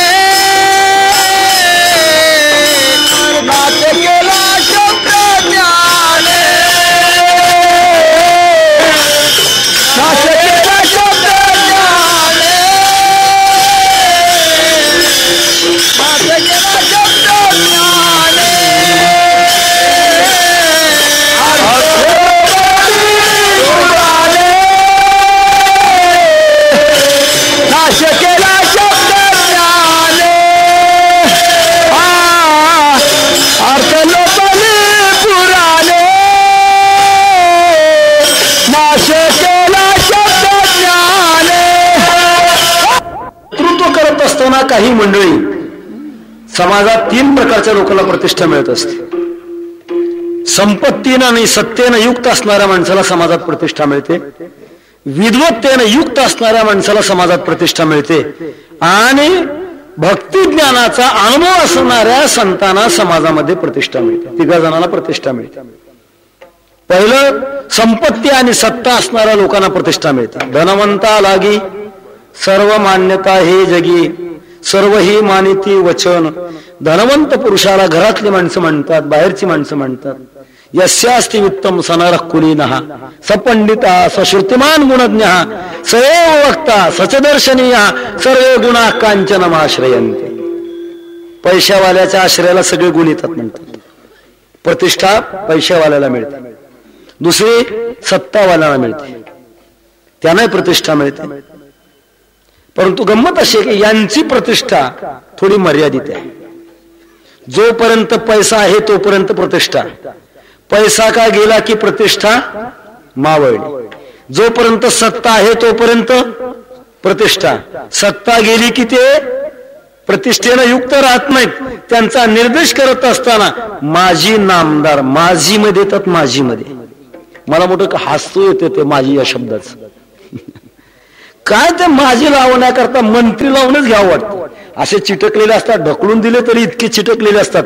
माझी मंत्री म्हणून का लावून आपण त्यांना नाव लावून घ्यावं असं वाटतं. असं ते म्हणण्यासारखं आहे. एखाद्या विधवेने, गंगा भागीरथी एखाद्या स्त्रीने माझी सौभाग्यवती स्वतःच्या नावाच्या मागे लावलं तर हे जसं हसण्यासारखं आहे तसं माझी मंत्री. काय त्या मंत्राला अर्थ आहे? तुमची सत्ताच जर राहिली नाही तर माझी कशाला म्हणता? प्रतिष्ठा कोणपर्यंत तुम्हाला? जोपर्यंत खुर्चीवर आहात तोपर्यंत. तुम्ही क्या एकदा खुर्ची तुमची सुटली की तुमच्या जवळची सुद्धा माणसं तुमच्यापासून सुटली. चालत्या गायीची सिंग धरणारी माणसं असतात. गंगा गे गंगादास, जमुना गे जमुनादास. जे सत्तेवर येतील जिंदाबाद जिंदाबाद त्यांच्या मागे लागतात. सध्या माणसं कोणाच्या मागे पाठीमागे निष्ठे नाहीत. सांगण्याचा एक तसा त्यांना प्रतिष्ठा मिळते, परंतु ती मर्यादित प्रतिष्ठा आहे. दुसरी, विद्वानाला प्रतिष्ठा मिळते, परंतु विद्वानाची प्रतिष्ठा जी असते ती सत्तावान आणि श्रीमंतांच्या पेक्षा मर्यादेने ओलांडलेली असते. त्याची प्रतिष्ठा मोठी असते. स्वदेशे पूज्यते राजा, विद्वान सर्वत्र पूज्यते. राजाची किंमत किंवा मंत्र्याची किंमत त्यांच्या त्यांच्या वलयामध्ये, वर्तुळात. परंतु विद्वानाची किंमत, विद्वान कुठे जाऊ द्या, अरण्यामध्ये गेला तरी त्याला किंमत, या देशात असला तरी किंमत, परदेशामध्ये गेला तरी किंमत. नारदांना किंमत संतांच्या सभेमध्ये होती आणि राक्षसाच्या सभेमध्ये गेली तरी त्यांना किंमत होती.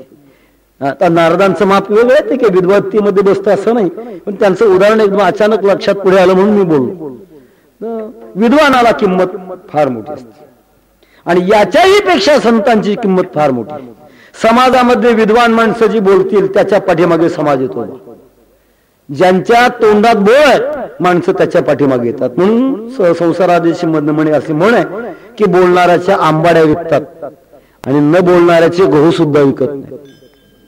बोलण्यामध्ये मोठी असतात विद्वान माणसं जी असतात, ते बोलण्यामध्ये मोठी असतात. त्यांना शब्दज्ञानी म्हणतात तुकाराम महाराज. या शब्दज्ञानी माणसाने खऱ्या अर्थानं समाजाचा घात केला म्हणतात. हे शब्दज्ञानी माणसं आपल्या पोटाकरता, तुकाराम महाराजांचे शब्द, शब्दज्ञानी करीती चावटी, लोकाला फसवतात, गोडगोड बोलतात आणि गोडगोड बोलून त्यांच्या भावनेचा गैरफायदा घेतात. असा गैरफायदा घेणारा जो वर्ग आहे तो वर्ग आपल्या जीवनामध्ये लोकाला सांगत असताना खऱ्या शास्त्राचा अर्थही बदलून देतात आणि जगाचं हित करणारी जी पुराण आहेत त्या पुराणाचा सुद्धा अर्थ बदलून देतात. अर्थ बदलायला काय लागतं सांगू का नमुना? विठाला विठाला. ते अभ्यासू मंडळी आहेत. अभ्यासू मंडळी असल्यामुळे सांगायला हरकत नाही. अद्वैत शब्दाचा काय अर्थ आहे? द्वैत नसणं हा अर्थ अद्वैत शब्दाचा अर्थ आहे. आणि द्वैत शब्दाचा काय अर्थ आहे? द्वैत आसन हा अर्थ द्वैत शब्दाचा आहे. शब्दज्ञानी मनुष्य काय करत असतो? तो अद्वैत शब्दाचा अर्थ द्वैत सुद्धा करू शकतो आणि द्वैत शब्दाचा अर्थ अद्वैत सुद्धा करू शकत असतो. फक्त बुद्धी लागते. जसं वकिली क्षेत्रामध्ये गुन्हेगार असला तरी त्याला साव करण्याची ताकद कोणामध्ये असते? वकिलामध्ये असते. चातुर्य का असलं की चातुर्याच्या द्वारा माणसं बरोबर अशा प्रकारचं कसं फसवावं असं त्यांच्या जीवनामध्ये युक्ती असते. एक दत्तक पुत्र गेलेला होता. वैकुंठवासी परमपूज्य गुरुवर्य महासाहेबांच्या भाषेमध्ये दत्तक घेणं म्हणजे ईश्वराची चूक भरून काढणं. देवा तू मला मुलगा दिला नाहीस ना, मग तुझी चूक मी भरून काढली, दत्तक घेतला. असा दत्तक गेलेला होता. आणि बहुतेक अशा प्रकारचा इतिहास आहे की दत्तकाचं आणि घेतलेल्या आई वडिलाचं बहुतेक जमत नसतं. काहीच जमत असेल ते भाग्यवान असते, परंतु बहुतेक अशा प्रकारचं जमत नसतं. असं एक भांडण कोर्टामध्ये गेलेलं होतं. दत्तक आपली बाजू मांडत होता, मी यांच्या दत्तक गेलेलो आहे आणि जिनं दत्तक घेतलं होतं त्या म्हातारीनं तिने बाजू मांडली की मी याला दत्तक घेतलं नाही. दोघांची दोन प्रकारची बाजू. दत्तकाच्या बाजूचे वकील त्या आजीना ज्या वेळेला तिची साक्ष होत असताना विचारू लागले, बाईसाहेब तुम्ही मोठ्या भाग्यवान आहात, फार श्रीमंत आहात, वैभवान आहात. स्तुती करायला सुरुवात केली. तिला असं तिचं मन असं मोकळं केलं की हे काय बोलतात या भानामध्ये सुद्धा तिला ठेवलं. मग तुमचं नातं काय, तुम्हाला बहिणी किती, भाऊ किती, तुमचे पती दिवंगत झाले का, किती साली दिवंगत झाले, तुम्ही सगळ्या भाऊंच्या भाग्यवान आहात, मग तुम्हाला मुलं किती, मुली किती. बाईने सांगितलं बाबा मला मुलगाही नाही ना मुलगी नाही. काय परमेश्वरानं दुर्दैव तुमच्या जीवनामध्ये उडवलंय की तुम्हाला मुलगा दिला नाही, मुलगी दिली नाही. मग कदाचित एवढी मोठी इस्टेट आहे तुमची, एवढी मोठी इस्टेट घेण्याकरता एखादा दत्तक पुत्र घ्यायचं की नाही असं विचारल्यानंतर त्या आजीबाई अशा सरळ स्वभावामध्ये आल्या होत्या, बाबा पहिल्यानंच काय केलं म्हणून दुसरा घेऊ. याचा अर्थ पहिला तो दत्त भांडणारा दत्तक साबित झाला. बुद्धिवान माणसं असली की कसं कोणाला अडकवावं हे नक्की त्यांना कळत. मी अद्वैत आणि द्वैत या शब्दाच्या विषयात सांगतो की शब्दज्ञानी अद्वैत शब्दाचा अर्थ द्वैत करतात. द्वे भाव इति यस्मात् तत् अद्वैतम. द्वैतम ज्याच्यातलं द्वै गेलेलं आहे त्याला द्वैत म्हणायचं, आणि ज्याच्यातलं द्वैत न या शब्दानं न होत असतो अर्थ त्याला अद्वैत म्हणायचं. अद्वैताचा अर्थ द्वैत होतो, द्वैताचा अर्थ अद्वैत होतो. शब्दाच्या कोलांट्या करण्याकरता बुद्धी का असली की शब्दाच्या कोलांट्या उड्या चालतात, परंतु गंमत अशी होते की जगाचं वाटोळ होतं. एवढ्या करता शब्दज्ञानी माणसापासून सावध राहिलं पाहिजे. तुकाराम महाराज म्हणतात असा प्रकार झाला या शब्दज्ञानी लोकांनी जगाचा कल्याणाचा मार्ग मोडला. अर्थे लोपली पुराणे, शब्दाचा खरा अर्थ काय भाव आहे हे लुप्त करून टाकलं. नाश केला शब्दज्ञाने, शब्दज्ञानी माणसाने जगाचं वाटोळ केलं. आणि याच्याही पुढे जाऊन विषय लोभी मने साधने ही बुडविली. जे वरच्या वस्त्रानं पारमार्थिक झाले परंतु आत मात्र तुकाराम महाराजांच्या भाषेमध्ये सांगायचं ठरलं, आंतरी विषयाचे लागले पैपिसे बाहेरल्या विषय भुलवी लोका. आत विषयाचं पिसं लागलंय परंतु बाहेर मात्र लोकाला भुलवतो. असा जर असेल महाराज म्हणतात याच्यामुळे जगाला धोका होतो.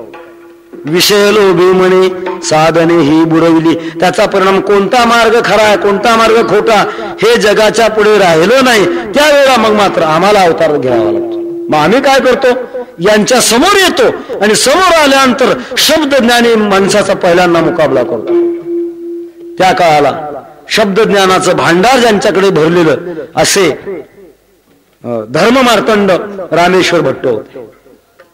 परंतु तुकाराम महाराजांच्या व्यक्तिमत्वाचा परिणाम असा झाला की तुकोबारांना त्यांना शरण जाण्याची पाळली नाही, रामेश्वर भट्टांना तुकोबारांना शरण जाण्याची पाळी. म्हणे रामेश्वर भट्ट द्विजा तुका विष्णू नाही दुजा असं सांगण्याची पाळी आली. तेव्हा शब्दज्ञानाच्या बाबतीमध्ये शब्दज्ञानानं जगाचं हित होत नसतं. एवढ्या करता शब्दज्ञानी माणसं खऱ्या मार्गाला बिघडवून सोडतात.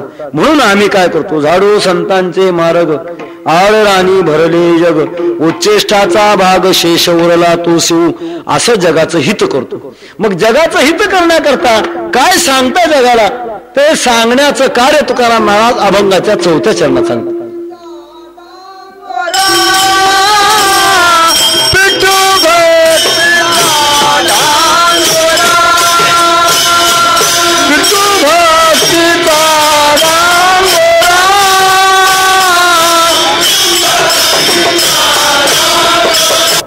काय सांगतो, योग करण्याचं सांगतो, कर्म करण्याचं सांगतो का ब्रह्मज्ञान मिळवायचं सांगतो. महाराज म्हणतात अशा संभ्रम अवस्थेमध्ये जगाला कल्याणाचा एकच मार्ग उरलेला असतो आणि तो म्हणजे परमात्म्याची भक्ती करणं. आणि त्या भक्तीचा डांगोरा म्हणजे मोठ्यानं जी गोष्ट बोलली जाते दौंडी, दौंडी आम्ही जगामध्ये पिटवतो की तुम्ही हीच भक्ती करा. याच्या करताच आम्ही आलेलो आहोत. भक्ती हा मार्ग परमात्म्याच्या खऱ्या प्राप्ती करता आहे, जीवनाच्या खऱ्या कल्याणा करता आहे. स्वल्प वाटे चला जाऊ, स्वल्प वाटे चला जाऊ, आणि तुम्हालाच जा मग असं म्हणतो असं नव्हे. काही वेळा मार्गदर्शक असे असतात, लोकांना सांगतात, हे तिथंच असतात. रस्त्यावर काही बोर्ड असतात, कळंब 10 किलोमीटर, ज्याच्यामुळे ज्ञान होतं त्या जागेवरच असतात, ते मात्र जागा सोडत. शहाणा मनुष्य एक करतो, आपल्याला सांगितलं ना वाचायला, ज्ञान झालं, बाकीचं बघ करायचं काय. परंतु ज्ञान देणाऱ्यामध्ये सुद्धा स्वतः जर आचरणाची किंमत असेल तर त्याच ज्ञान फळाला येत असत. हे जडाकडनं होणाऱ्या संसारातल्या ज्ञानाचा मी भाग सांगितला. परंतु ज्या ज्ञानाची, चैतन्याची प्राप्ती ज्या ज्ञानाने होते, असं ज्ञान ज्यांच्याकडून यायचं आहे ते सुद्धा ज्ञान पवित्र अशा प्रकारच्या भांड्यातून आलं पाहिजे. ज्ञानोबा म्हणतात, गंगोदक जरी झाले तरी मध्य भांडे आले, ते घेऊन ये. काही केले विचारी पा. गंगेचं उदक झालं पवित्र अशा प्रकारचं, आणि पहिली ज्या भांड्यामध्ये दारू होती त्याच पात्रामध्ये आणलं. घ्यावं का ते? ज्याने आपल्या जीवनामध्ये काही अनुभूती त्याच्यात मिळवलेली आहे, काही अधिकार मिळवला, काही सेवा केलेली आहे, अशा प्रकारच्या जीवनातूनच घ्यावं म्हणून तुकाराम महाराज म्हणतात, आम्ही सुद्धा तुमच्या बरोबर चालतो. स्वल्प वाटे चला जाऊ, कोणत्या भक्ती मार्गाने जाऊ? हा भक्ती मार्ग सर्वांना सोपा आहे. इतर साधने फळकामध्ये ती पुनरपी आणि ती गर्भवासा, बाकीच्या साधनाच्या मार्गाला लागू नका. हा सोपा मार्ग आहे. शहाणी माणसं या मार्गाने चालतात. शहाणा तो धनी घेतो येते. तो काय म्हणे, सोपे आहे सर्वाहुनी, शहाणा तो धनी घेतो येतो येथे. याच्या करता आम्ही मृत्यू लोकावर अवतार घेतो आणि स्वतः भक्ती करतो. स्वतः भक्ती करत करत लोकांना सुद्धा सांगतो, हाकारोनी सांगे तुका, नाम घेता राहू नका. भगवत भक्तीचा आनंद लुटण्याकरता सुरुवात नामापासून आहे, आणि नामापासून ज्या निष्ठेनं सुरुवात केलेली आहे त्याला त्याच्या जीवनामध्ये भक्तीच्या अवस्था वरचीवर मिळत जातात. आणि भक्ती सुखामध्ये अंतिम टप्पा ज्याला म्हणतात त्या अंतिम टप्प्यापर्यंत पोहोचतो. एवढ्या करता तुम्ही, महाराज म्हणतात, आम्ही हे करतो. पिटू भक्तीचा डांगोरा, त्याचा परिणाम कळे काळासी दरारा. कलियुगातल्या काळावर सुद्धा परमात्म्याच्या भक्तीचा दरार आहे. तो सर्व ठिकाणी जाईल, परंतु कळी काळाची बाधा मात्र भगवत भक्तावर होऊ शकत नाही, कारण तो सारखा नामचिंतनामध्ये मग्न असतो. नामचिंतनामध्ये मग्न असल्यामुळे त्याला कोणाची बाधा होत नाही. असा निर्दोष मार्ग आम्ही जगामध्ये प्रगट करतो. कळे काळासी दरारा, तुका म्हणे करा जय जयकार आनंद. मग याच्या करता भक्ती करा म्हणजे काय करा? परमात्म्याचा जय जयकार करा. परमात्म्याच्या सत्तेमध्ये राहा, त्याच्या स्मरणामध्ये राहा, आणि त्याचा परिणाम शेवट होईल आघवा तुका म्हणे आनंद. केवळ आनंदमय जीवन बनेल. अजर आणि अमर अशा प्रकारचा जो आनंद आहे, तो आनंद म्हणजे परमार्थानं जाण्याचं श्रेष्ठ अशा प्रकारचं गंतव्य स्थान. त्या स्थानाकरता आम्ही येतो, आणि आल्यानंतर हा आमच्या जीवनातला उद्योग आहे, तो आम्ही करतो. ज्ञानेश्वर माऊली, ज्ञानराज माऊली तुकाराम.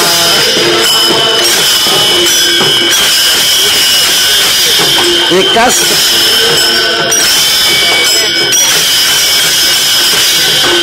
ज्ञानेश्वर माऊली, जय जय ज्ञानेश्वर माऊली, ज्ञानराज माऊली तुकाराम. जय जय ज्ञानेश्वर माऊली, ज्ञानराज माऊली तुकाराम.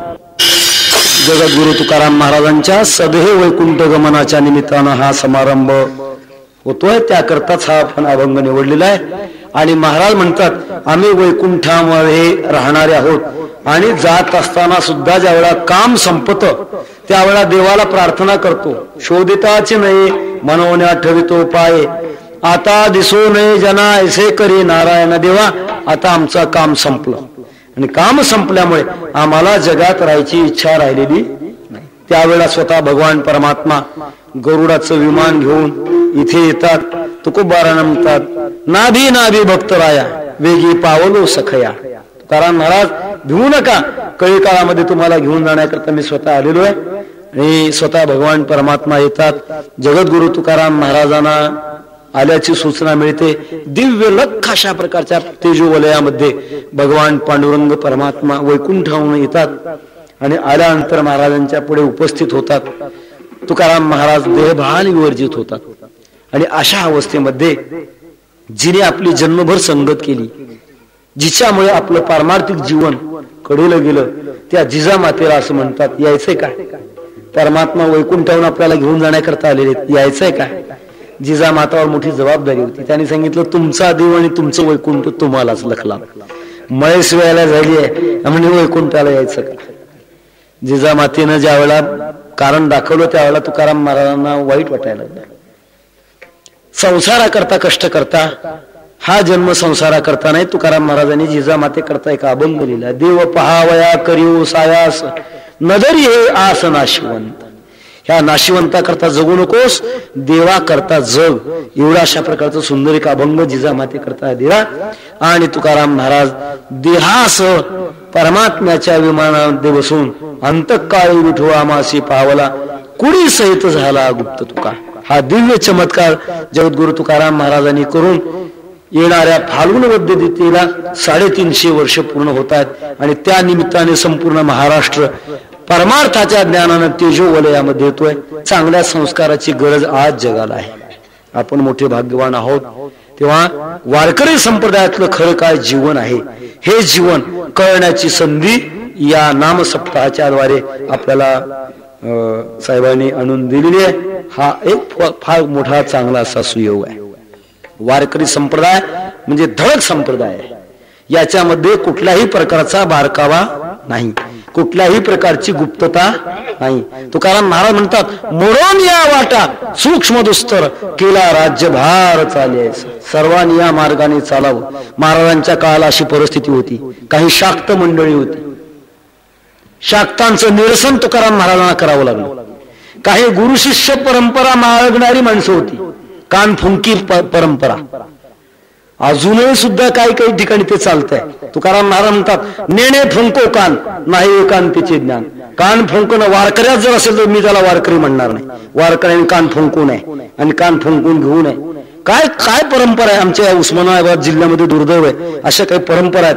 ते असं म्हणतात, गुरुकडे गेला, गुरुनं कान फुंकले की देहाचा झाला उद्धार. देहाचा उद्धार व्हायचा का तुझ्या जीवाचा उद्धार व्हायचं तुला तरी कळाव.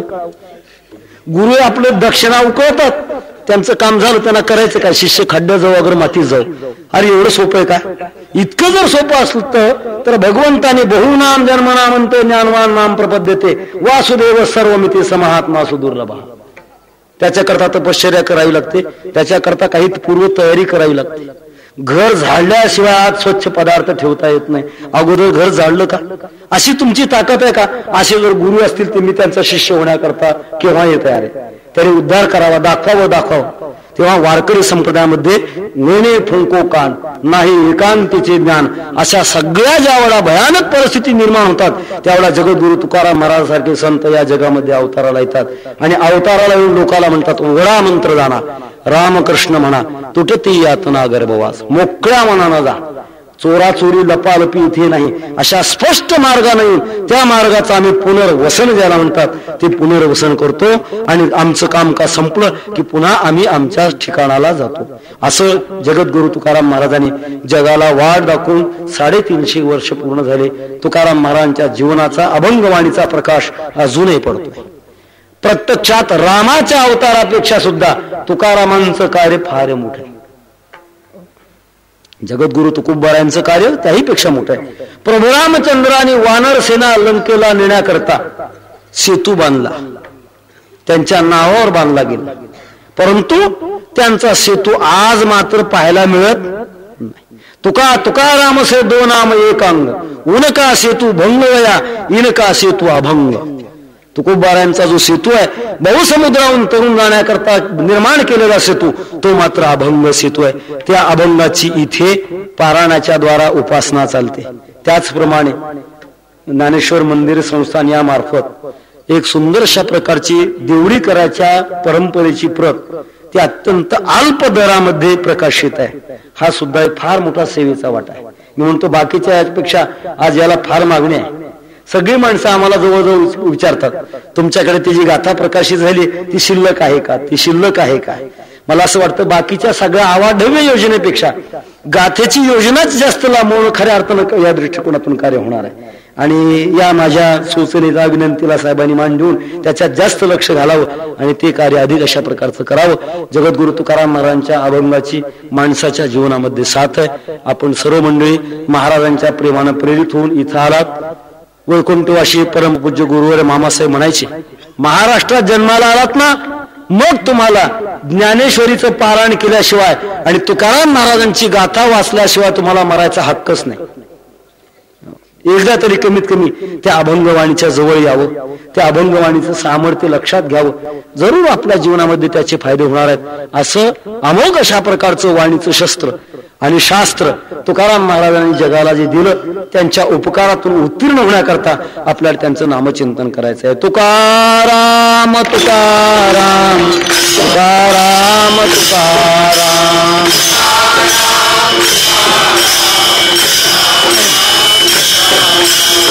तुकाराम तुकाराम तुकाराम तुकाराम.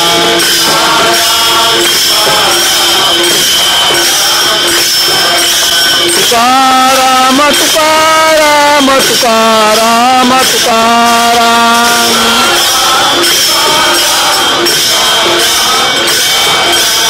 तुकाराम तुकाराम तुकाराम तुकाराम.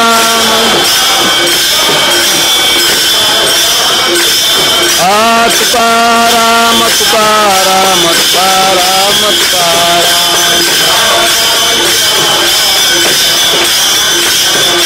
तुकाराम तुकाराम तुकाराम तुकाराम.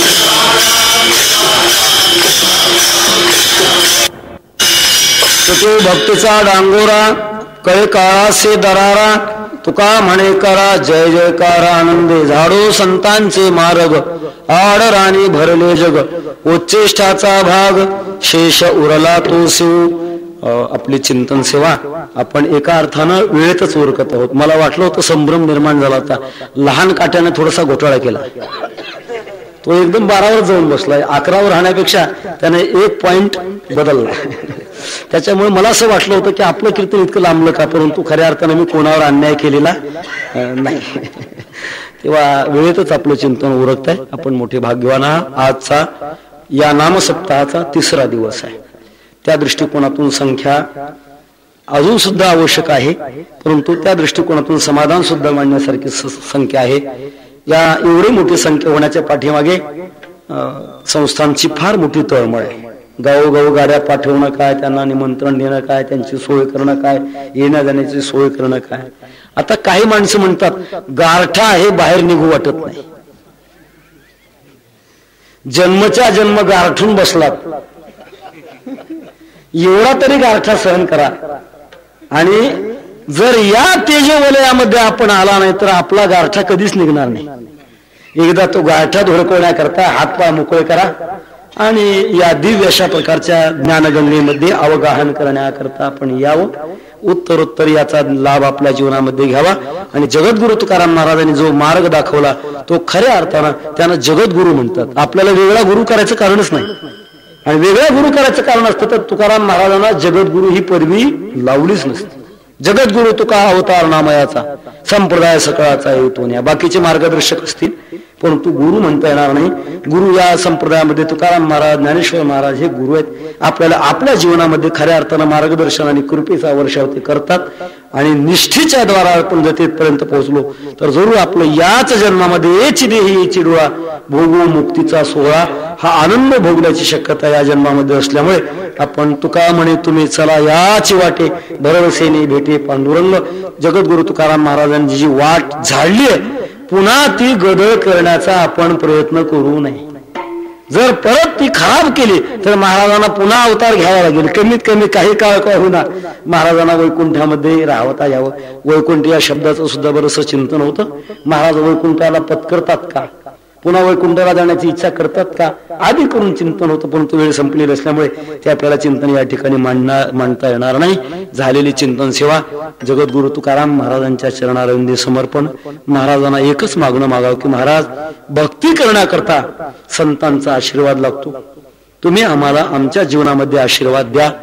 परमात्म्याची कृपा लागते आणि त्या कृपेच्या द्वारा आपल्या जीवनामध्ये अल्प स्वल्प का होईना आणि काहीच्या जीवनामध्ये बहुअंशात का होईना, ज्यांच्या ज्यांच्या जीवनामध्ये जशी जशी भक्तीची अवस्था प्राप्त झालेली आहे, ज्याने त्याने तो आपला अंतःकरणाला साक्ष ठेवून अभ्यास करायचा आहे आणि तो अभ्यास करून महाराजांना प्रार्थना करावी की आम्हाला शेवटच्या टप्प्यापर्यंत पोहोचवण्याचं कार्य तुम्ही करा, असं अनन्य रीतीने महाराजांना शरण जावं आणि सतार वृत्तीनं भगवत भक्ती करावी. परमात्मा करू आपल्या पारमार्थिक फलाला प्रयत्नाला पराकाष्ठेचं आणि परमस्वरूपाचं फळ देवो, अशी भगवत चरणी प्रार्थना करून माझी चिंतन सेवा समाप्त करतो. म्हणा शिव. जय विठ्ठल जय विठ्ठल.